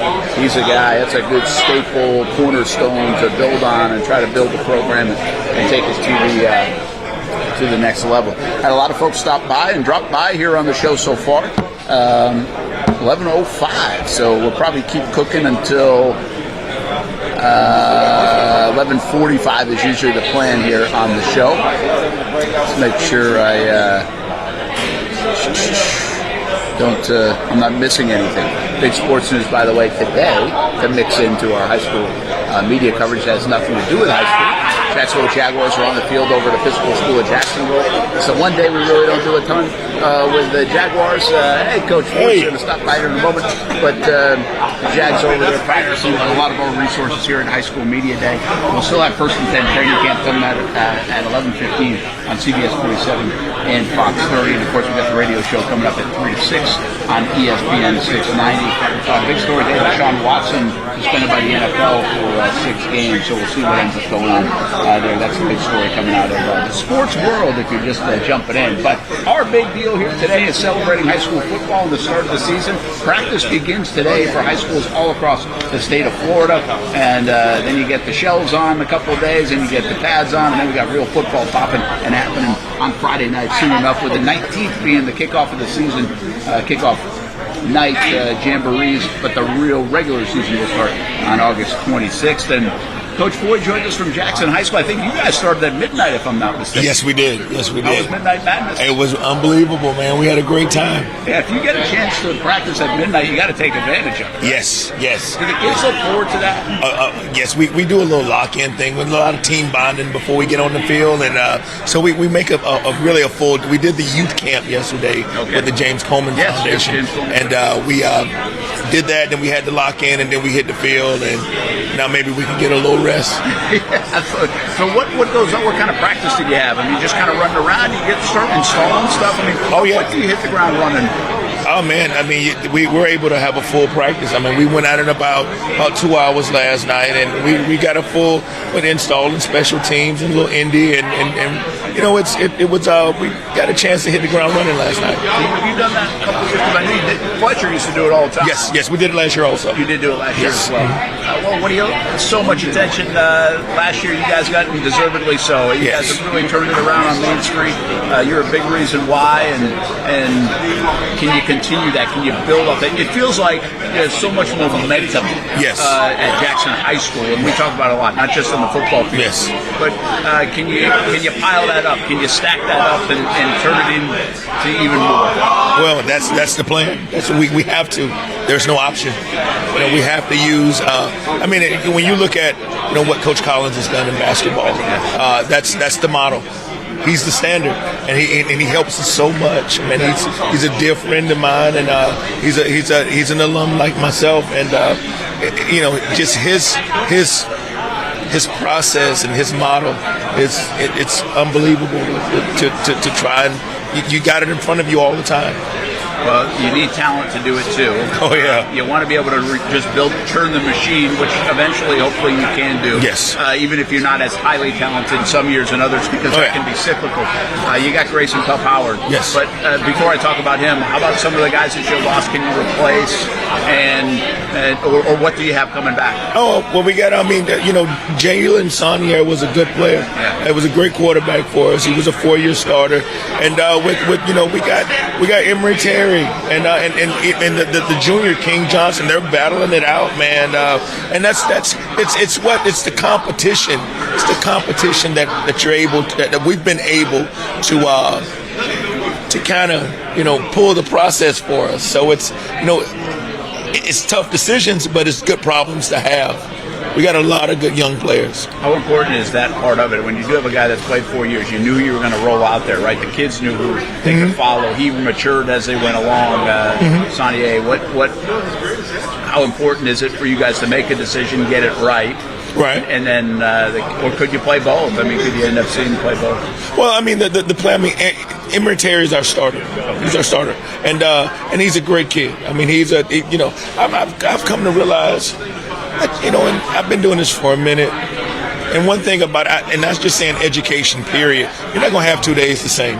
You don't ever have 2 days the same. And it's tough to have two players that are the same. And so, it's tough to have, you're not going to have two teams that are alike. And so they all have special gifts. And it's up to us to find out how to use them. Very good. That's your job, Coach Foy. Well, I'm not going to let you go without talking about Grayson. Yeah, I'm glad he's on my team. Yeah, I'm glad he's on your team too. We've had the chance to talk to Jordan Hall today, and just Kearney stopped by. Just impressive young men. Yes. And we say this a lot, and I'm glad to see a lot of people are saying this about Grayson as well. It's not just us. A lot of people have interviewed him now, and he made his choice, South Carolina. Yes. He's really about as impressive as a young man as you can find. So to have him in your program, how much does he continue to lead? How much do kids continue to feed off him? How much does this? I feel like the school feeds off him to a degree. Coach, Grayson is a work-made young man, and so he's never satisfied with himself, and so because he believes the more you prepare, the harder you work, the greater the outcome, but he puts that into relationships with people. So when you meet him, and this is with everybody, he would like to have the best relationship with you that he could possibly have. That's how he approaches the game. That's how he approaches his studies, and that's how he approaches relationships. He wants to give you his absolute best. And it's odd you meet a young man like that, especially at this day and time. Yeah, and that age, super mature for it. Do you find when guys commit and they make the choice, it's almost like, now I can just go play? Yes. I feel like I've seen that in different sports, and I wonder if you've been around a lot more than me, especially with this highly recruited world and social media world and all the attention and the stress on these guys to make a decision. Will there be an element of that he might even elevate his game to a new level? Right, and that's because I've seen it work both ways. I've seen kids commit early, and then they kind of disregard the high school. Get a little complacent. Right, the next level is more important than today's level, but it's not like that with him. He just want to make a mark on this world with everything he does, and hey, it was funny because he's at the youth camp yesterday, and he's coaching his group to the same level. You would have thought those kids were about to pad up on Friday. He's running sprints with them. And that was all of our kids. I mean, it's honestly the only thing we've done well, I think, on Main Street is that we've taught our kids, if you want to get better, just give more. Just give more of yourself. Give more of everything you have. More of your resources, more of your time. And then watch what happens. Very infectious thing, and it's happening on Main Street. Coach Boyd, the leader of that band. Good to catch up with you, man. Get some sleep. Yeah. So good luck here in the Yes, fall. sir. That is Coach Boyd and Bolles School coming off a fantastic year for Jackson. And we just talked about a young man, Grayson Pup Howard, and again, we've rolled some kids in here that have been very impressive. But if you look up him, go see an interview with him, maybe that we even did here today, or others that we've done, stories that we've done. It is special now. It's really different. And I don't even talk about him from a football standpoint, because I know he's good, but I don't even know how good. I just know he's a good human being. Oh, speaking of good human beings. Hey! Whoever, obviously, headlines or heads up our Friday Night Blitz coverage and our high school football coverage, and he's wrangling all these guests that we have bring in.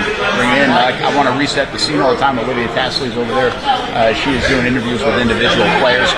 Drew Ammon, Oakleaf quarterback / soccer player. We did a story on him a few months ago. And he's got the hair going over there, man. He's got the stash going. He's got the hair.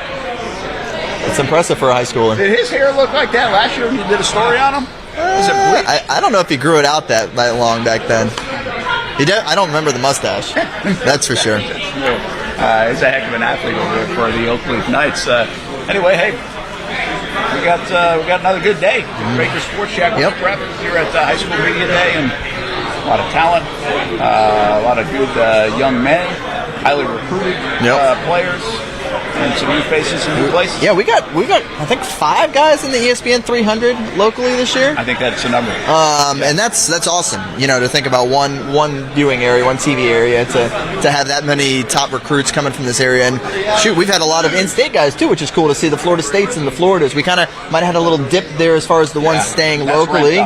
That has definitely ramped up, especially Florida. Yeah.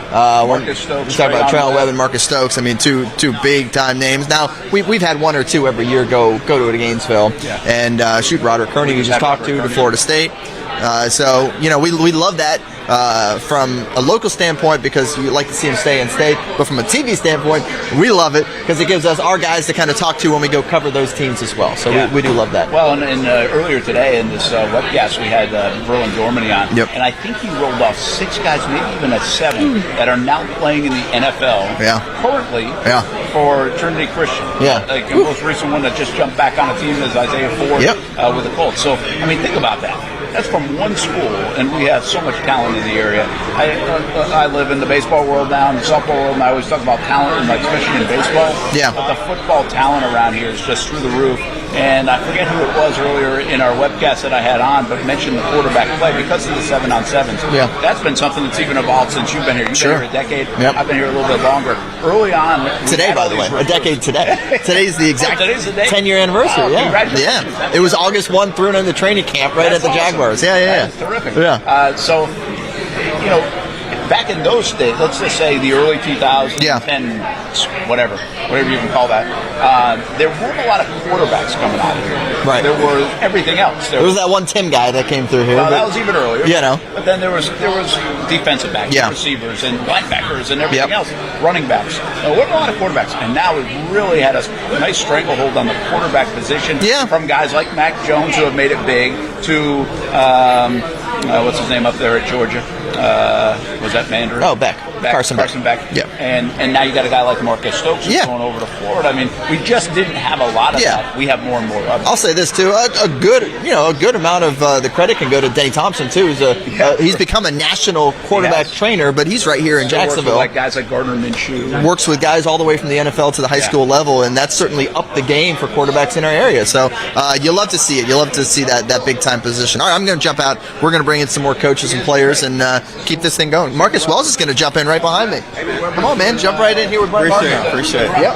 and helping us out, but he really is the man behind our high school football coverage and does a fantastic job. I didn't know today was your 10-year anniversary. We just kind of roll off. 10-year anniversary for Stuart Webber Jacksonville. How about that? Okay, Stu. It's been a decade. Was I supposed to get him like a plate or something? I think so. Like a crystal football or something, yeah. Marcus Wells joined us year 2 of Episcopal. Yeah, that's right. That's right. For you, and hello, by the way. Hello. Nice summer. I did. And happy football season, right? It's crazy that it went by so fast. Summer, spring, but we're here. We're glad to be here. Glad to start camp. We actually started practice this morning already. You had the early session. we did, and we're ready to go, man. We're ready to go. What happens like this morning? Is it that first day of school feel, or because you guys do so much in the summer now, does it just continue to be like a rollover? This is the next phase of it. It really is a rollover. Now it's about an 11-month program. You know, we give them December off, but come January we're rolling into it. So it doesn't feel like a new school year, quite honestly. So I think that's good. A good transition for us because it's not like we're starting anything new. Yeah, that makes sense. You got another football team on your fields over there on campus as well. We do. We do. You get to run into them on Saturday morning. I did. Yeah. Talk to the group. Are the boys excited about that? So excited because they got to see guys that they follow. See it obviously in the stadium and to rub shoulders with them a little bit. Coach Peterson was so gracious, allowing us to come out on the field after practice, and we got to talk with them a little bit. It was great. A great experience for our guys. So they did a lot of work to those 2 fields over there. Did you guys use those fields before? No, we didn't. You usually go where you're. Yeah, so we right. We practice on the turf, so we never have used those fields as a football team. But now that there's new turf out there, we may have to roll out there a little bit and use it sometimes. But it's great that we have it for sure. All right, tell us about your football team. You know, in year 2 for you, and what do you have coming back? What's there to be excited about if you're an Episcopal Eagle? You know, we were blessed to have a great senior class last year with 2 dynamic running backs, great linebackers. Like every level, we had really good senior leadership. Most of those guys have gone on to play college ball, so we're regrouping a little bit. But we have a dynamic offense. We still have a dynamic offense. We have a quarterback that's coming back in year 2, and I think we have one of the best receivers in the city in Corey Scott. Just a great playmaker. Defense, we haven't lost much, so I think we'll be fine. I think we'll still have that same level of expectation, making the playoffs and making some noise when we get there. What does the suburban classification stuff, Metro, like how does that work for you guys? Is there an impact? Are you a fan of it? Like, get a lot of people's thoughts on this morning, of course. The ranges for the student populations, I think, is large, especially for a school like us. And so being lumped in with a lot of these bigger schools, it poses a challenge for us, but also an opportunity for our guys to see if we work, we can play these against some of these teams. So being able to go against Bolles and Bishop Kenny and Wolfson in our district is huge. Personally, I haven't played Bolles before, haven't coached against them. So that's a challenge for us. That's exciting. We want to play against the best. They'll bring the best out of us, and hopefully we'll bring the best out of them. But we're looking forward to that game, and all the district games, BK and Wolfson as well. You mentioned Corey Scott. Tell us a little bit more about him, because he's probably an under-the-radar guy. He is. In the area. We have so many talented players. Yeah. Not to take away from one in particular, but sure. you'd like to find that guy that could rise to the surface. We could be talking about him by October a lot more than maybe we have. Exactly. So Corey came to us as a freshman, and he was winning games as a freshman wide receiver. Caught a few game-winning passes back then, and he's just grown exponentially since then. He's a shifty receiver. He plays DB for us. He's gotten a few small offers, but I think he's one big offer away from really exploding. When he gets his hands on the ball, he'll make some things happen. We're excited to have him. What do you guys do the next couple? You got shells coming up, and then you get the uniforms on, and like how's this process really ramp up for you as you get into the 19th, which will be your opening kickoff game, and then the deal on the 26th? You know, it seems like it goes by really fast, but fortunately, because we put in so much work in the summer and installing new offense, some things on defense, it shouldn't be too bad. But we get in full pass next Monday. And our preseason game is against Middleburg, and after that, Brent, it just rolls after that. So not much of a transition, same coaching staff, all that stuff. So we're ready for sure. How are you? Is this kind of to feel like your program now? Obviously, is that transition that takes over? You had a big name, and Mark Burns being the guy, and so. Are you comfortable kind of where you you're at, your staff's at, what you're trying to do now? Yeah, that's a great question. I think in year two, I feel like it's my program. Like, you're right. Last year was more of a transition year from the great things that Mark did and trying to install a little bit of my stuff this past year. Now I feel like I'm able to add a little bit more and a little bit more, so it does feel more like my program this year. Mark prepared me really well. He's one of my really good friends. I actually had dinner with him a few weeks ago and just sharing all the ups and downs of a first-year head coach. But again, he prepared me, and I'm so thankful for his friendship. Well, we'll see Mark a couple of times this later this week up in Canton, Ohio, of course, and then the Jags do play the Lions this year. I don't know who you're rooting for that day, but I'm a Jags. Marcus Wells, thank you. Thank you. Appreciate it. Thank you. I end up stopping by Episcopal quite a bit. It's not too far from the station, so we'll see you in the Episcopal Eagles. Marcus Wells doing a nice job there in year two, and we'll keep an eye on some of the names that he mentioned coming up this fall. All right, 11:25 here on a Monday morning, August 1st, first day of practice, high school football media day, Baker Sports, Jaguars Prep. I wouldn't say it's clearing out, but it's a little bit less busy here. They've really utilized the space excellent in the terrace suites. I mean, it's up and down. It just really spread out this year, so it doesn't feel like everybody bundled up in one spot. So hats off to everybody that put this together, most of the Jaguars Prep and Baker Sports guys that really make it easy and fun for us. And we get to bring you this webcast with a lot of different schools jumping in. Not all of them, obviously, but it's great to have some folks stop by. And again, I want to reiterate, we'll have some of the other schools or the players that Olivia is interviewing on the other side of our camera that we'll put on social media. We'll use it on our Friday Night Blitz on TV on CBS 47, Fox 30. We'll use it on the radio side as well. So a lot of that still to come. You coming by? Coming by. What's up, man? Why would I not come by? How are you? I'm good. How are you, man? AD and coaching? AD and coach. How about that? Frank Garris is gone. Marcus Miller in. What's happening, man? Busy. Obviously, you're busy. Busy. Probably not as far behind as I always tell myself I am. But yeah, I mean, I'll say this. Mr. Boyack, our principal, and I talked about that, and I said, hey, there's a few things that we need to put in place that can help kind of alleviate double duty. And my dad did it for 27 years, albeit at a small school, 600 kids. It's a little different animal. So I've got help and guys to lean on and talk to. And, I've talked with Coach Dickinson down at Keystone, and he's done it. I've talked with Jay Stelano when he was at Clay did it for for a year, and not that allow it to happen anymore, right? No, and that's why it's an interim. I mean, it is an interim. We're gonna coach the season through, and that's why I haven't went out and got any assistants and brought them into the building, and because I can't promise a guy that I don't know what who the next coach is going to be. I don't know. You may not fit into his staff, and so I haven't tried to bring guys in and made them uproot their life and come to Oakleaf High School, and because it might only be a 1-year thing. So we've added quite a few guys that are in the community that have coached.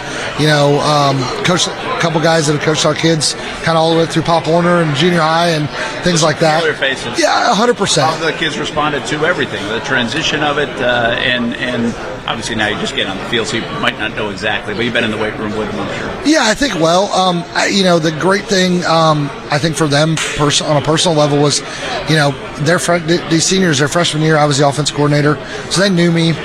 It's just these juniors and sophomores I've had to really get to know because I haven't coached the last 2 years. They know me. They see me in the hallways. I have a lunch duty. I get a microphone during the lunch. During lunch duty, I say stupid stuff. Yeah. but no.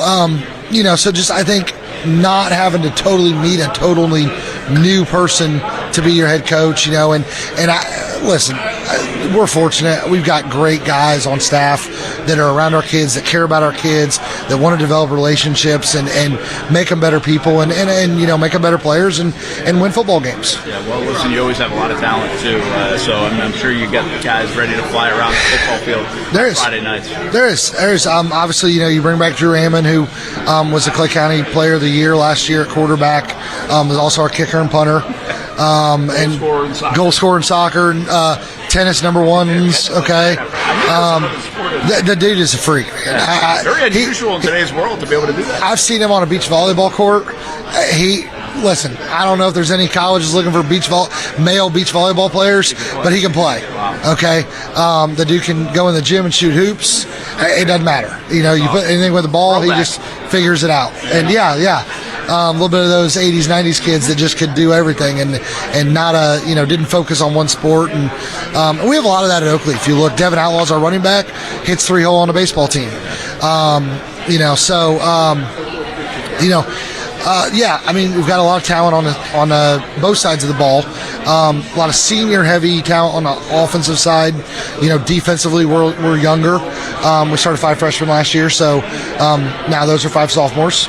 And I've seen big strides in their maturity level and their work ethic and them honing and taking their craft very seriously to improve.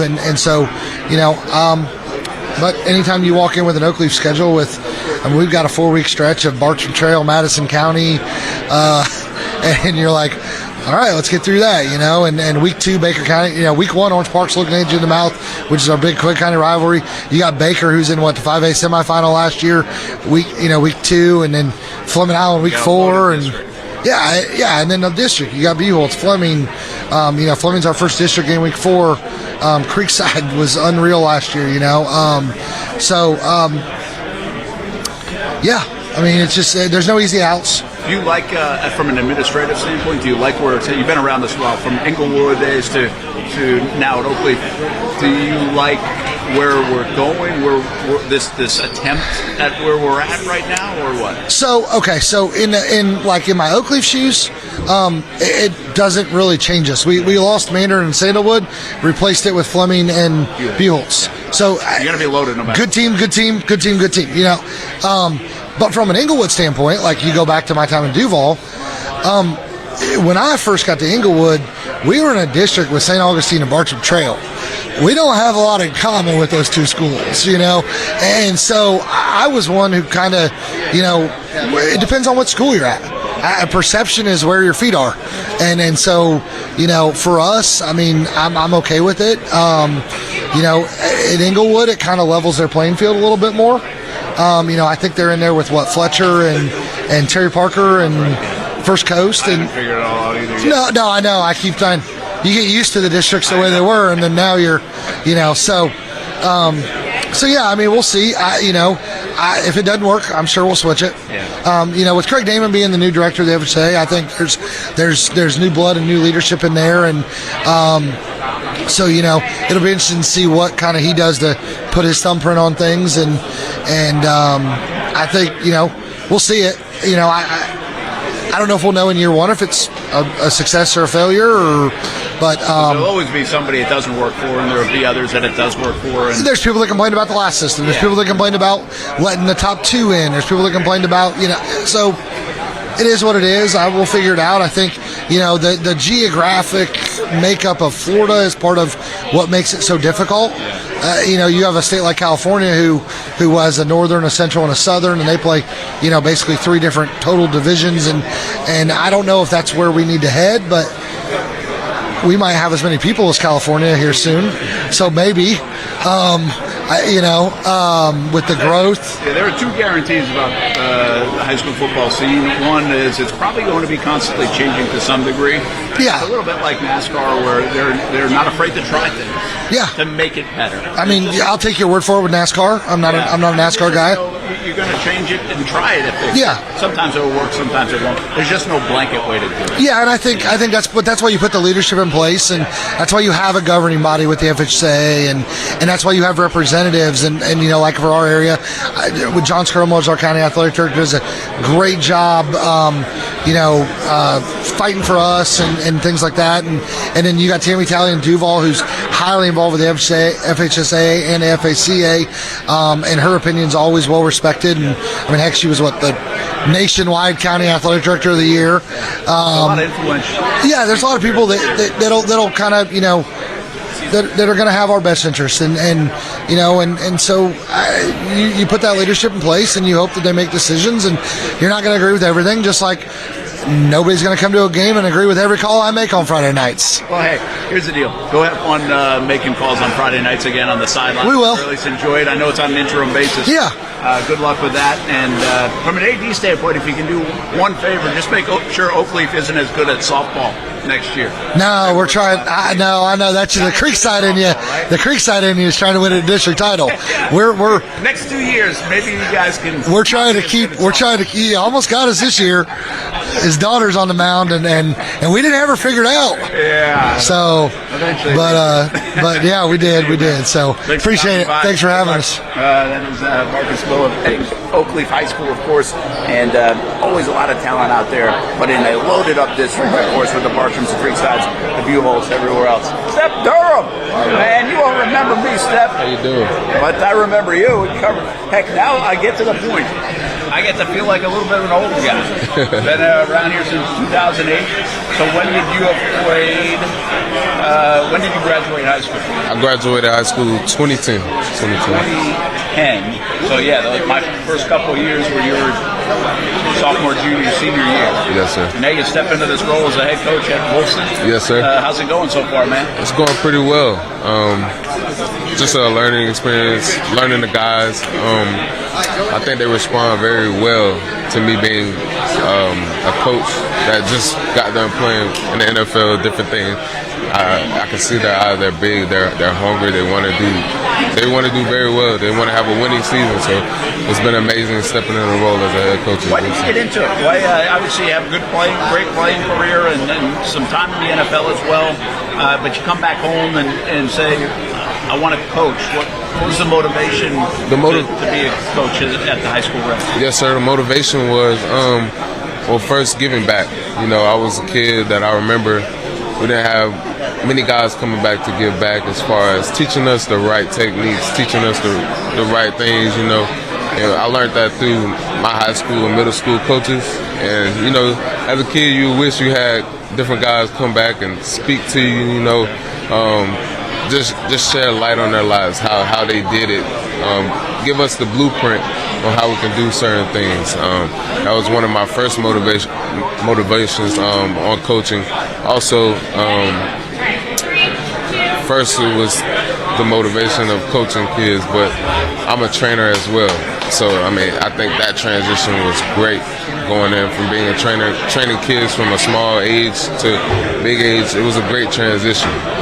And I love the response of kids once they see that they're getting better, and also just the difference, you know, the difference of where they started from and where they're trying to get.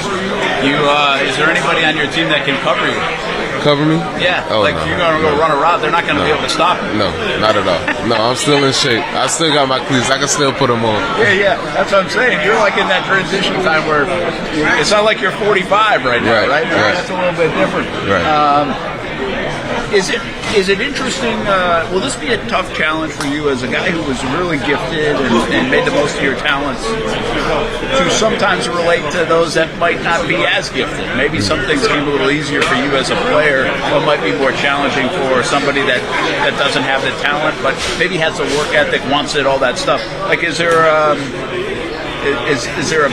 barrier there at times from a coach to player standpoint that you might have to overcome?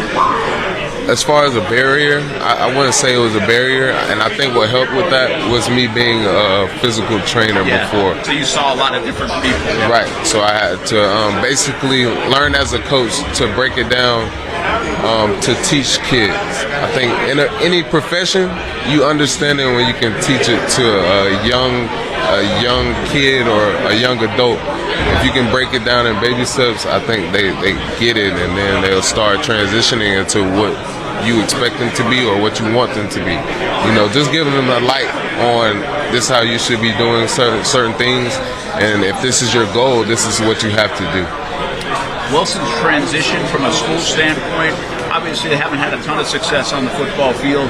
Tell us a little bit about your team and how you can hopefully breathe some success into the program, because it's still like to feel good about yourselves late on a Friday night, right? Right. So thing coming in, our guys are very smart. So now we're educational prep school. So that's one of the bonuses. Some of our players have 4.3s, 4.0s, doing great in the classroom. So that's one of the aspects that, I'm going to still worry about. But I can worry more about football because I know they're taking care of the academic part. What we have at Wilson is what Wilson has always been to me. Wilson always had the athletes to do certain things, and on our coaching staff, some of the guys played for Wilson. Always had the athletes. I don't know where the fall off was, whether it be coaching different things. I'm not here to say that. Now I can talk on the athletes that we do have now.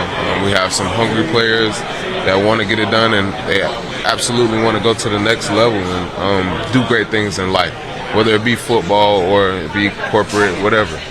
Very good. Steph Durham ready to make his coaching debut.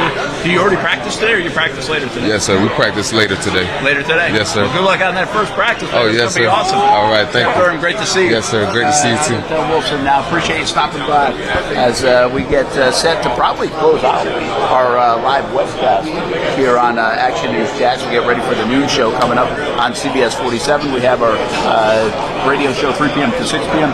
on ESPN 690. Oh, look, we're going to close it out with this guy. The better half of the Hicken family. I don't know if it's half. That's not proper math. What's Hicken? What's happening, man? How you doing? Have you even seen your dad? Yeah, I saw him. We're good. Saw the old guy? Yes, sir. You looking good, bud? Thank you. Haven't seen you. Thank you. Good summer? Yes, sir. Good deal? Yes, sir. You ready to let it fly? Oh, absolutely. I saw some 7-on-7 Yes. stuff. Yeah, we're looking forward to it. It's going to be a big season for us for sure. So. How you feeling? You look good? I feel good. Look good. Yes, sir. Yes, sir. They got it. They definitely got us right this summer. They were running our tails off all summer long. So you're in the best shape of your life. Yes. You can really throw it. Yes, sir. You got new coaches. Right. You got a lot of Jags influence. Yes, sir. Yes, sir. What's that been like? It's amazing. Fun, but are they? It's fun, but they'll also ride you. They know what they're doing. That's awesome. They're like the best teachers I've ever had, honestly. Like, they teach you something new every single day, and it's very beneficial for us in the long run. So. You've had a couple of changes, though, as a quarterback. Yes, sir. You've got to learn some new systems. Right. What's that like for you learning the playbook? We're definitely speeding things up this year. So we're going to have a high-tempo offense, speed things up, throw it around, run it, be very balanced, and then, suck them in and get it over the top on them every now and then. So. You practice this morning? Yes, sir. You guys are early going. Yes, sir. Yeah. What was practice like today? It was intense, high tempo. Everyone's moving at all times. Not many breaks. Just getting after it. Day one. So it was a good day. And now a couple of days you get to throw on the shells, and you get the pads. Yes, sir. And who are you guys open with? You go there, Jamboree. Yeah, we have a Jamboree against Bradford, Harvest, and Impact. Those 3 schools. So we'll see. That'll be the 19th. Yes, sir. Who are you open with on the 26th? Fernandina. All right. Yes, sir. Played them last year, beat them 7-3 in a close one. Couldn't really. We were just running the ball all game. Nothing was really working. So hopefully it's different this year and we can end up on top again. All right. So I asked all the coaches about their offensive line, but you probably care about the offensive line more than anybody. What do you guys look like up front? We have some donkeys up front. I'm gonna be completely honest. We got dudes that are like 6'5", 250 plus. It's great. It's beautiful. I love to see it. They know what they're doing too. We got one kid who transferred over from UC, so that was a big get. Love having him. He's an awesome guy.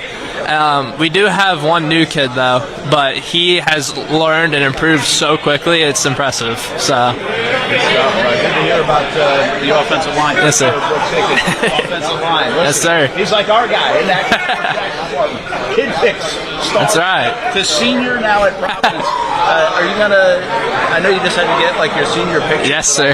Yes, sir. Are you enjoying like being a senior? Is there fun stuff to it, or are you like, oh my gosh, it's almost over? I'm a little upset it's almost over, but then again, I'm kind of happy to go out on my own. So we'll see how it goes. Give us a live group over there, led by Grayson Pump Howard. Who is you got Mo Williams, right? You got Donovan Darius. Yes, sir. You got Reggie Hayward. Keep going. Joe Zelenka. Roy Miller. Roy Miller's Yes, sir. Right. Yes, sir. Tackle. Yes, sir. You guys got it covered, man. Yes, absolutely. You guys, are the kids on your team all Googling like who these guys are? No, they know most of them. Yes, sir. I mean, I know you know them. Right. No, most of them know all who they are. So. All right, Brooks Hickens, son of Dan. Unfortunately, we're trying to keep your dad together. I know. Dad's gonna be a mess, huh? Yeah. Be an emotional mess. What's your dad gonna be like on senior night? I honestly don't know. So it's gonna be something worth taking a look at. So. We'll have a camera on. Yeah. Well, go have a great senior year. Thank you. Good to catch up with Yes, you. sir. Looking good, bud. Thank you. All right, play well. Yes, sir. And we can't be too biased toward Brooks. What do you mean? Like everybody else, but Brooks can really chuck a football now from the left side. Throws a lefty, that's a good leg. And he just had a really good week playing baseball a couple of weeks ago too to finish up the summer. So we're wrapping this thing up, man. It's 11:43. I'm glad you got Hicken in here, man. Yeah, the good Hicken. The good one. We snuck him in there. The guy that's still got something left in his tank. He's the one that joins here on high school football media. Yep. I always got to be a little careful. I don't want to embarrass Brooks too much. Brooks likes to play along. Yeah, he doesn't mind. No, he doesn't. I mean, when you grow up with Dan as your dad, I mean, you're used to it. It is crazy to think of. We just had two people. We had Steph Durham come in, who I covered when I first got here in high school. Yep. And now he's coaching Wolfson. Yep. And then you get Brooks, who when we first started this, and now again, you just said you were 10 years in. Yeah. So he was doing kid picks with 7 years old, the two of them. Yep. And yeah, they must have been 7. 7. Yeah. So kid picks was when you first got here. Yep. Yeah. And now a year after I got here. Yeah. A year after. Yep. So he's a senior now at Providence, playing baseball in football. It's wild. I guess I'm getting over it. Yeah. You are. Yeah. Good day, man. Great day. Awesome. Great job. Yeah. Oh man, another big dude over there for First Coast. Oh yeah. The big boys there. Well, the athlete. Yeah. I say this a lot. In all sports, the athlete is bigger, stronger, faster than ever before. Yep. But in football, there has been such an emphasis on 7-on-7s, but the weight room over time. Yeah. And it's been a thing anyway, but now you have to do it. It's like you can't play high school football if you don't do it. Yeah. And got to put in the work. Be really good in the weight room. And so these kids buy in, they know it. They know that, and the coaches know it too. And you can really tell. I mean, they just look like college athletes, really, at the high school. And the college athletes start to look like pro athletes. They do. And the pro athletes start to look like superheroes. They look like Marvel superheroes these days. My goodness. He's over here from First Coast. We didn't get to everybody, but we did with some of the other cameras. We're getting as many players as we can over there on the other camera. So big shout out to Olivia. Big shout out especially to Stuart for getting everything going. And I guess now we just look forward to Friday nights. Yep. That's it. Can't wait. So the 19th of August is our first Friday Night Blitz of the year. That's the preseason week for most teams, although Andrew Jackson is playing Brunswick in a game that counts in that first week. They are. So something to keep an eye on. Because they're going to play up in Georgia? Yep. So something to keep an eye on there. And then the following week, the 26th, is when the regular season starts. So that's the first week we'll have a full show of all the highlights and everything that comes along with it. Yeah, and just from a programming standpoint, obviously we do it CBS 47, Fox 30. We have our half-hour show, 10:30 on Fox 30. We've been doing that for years now, 11:15 on CBS 47, Fox 30. We've teamed up with Jaguars Prep, where we launched last year Player of the Week and Coach of the Week. Jaguars Prep, right here. And, Dream big. Yeah, they've Jaguars Prep. done an awesome job, and it's been a great partnership. It's been awesome, we had last year our first all-prep team. Yeah. With Action Sports Jacks, where we named 25 of the best players in the area, and we'll do that again coming up in 2022. And then we added a few years ago a Blitz scoreboard show with our ESPN 690 radio side, that really plays big on our social media, right? So check it all out. We've got high school covered on Friday nights, and it's just a lot of fun. That's it. All right, let's wrap it up. First and 10 training camp coming up at 11:15 on CBS 47, Fox 30. We'll have recaps from here. We'll also check in with the Jacksonville Jaguars on a Monday as we begin Canton Week here in Jacksonville, Florida. For Stuart Weber, Olivia Tassley, the rest of the Action Sports Jacks team, I'm Brent Martino. Thanks for watching our live web stream on Action News Jacks, Action Sports Jacks, and ESPN 690 all morning. Thanks for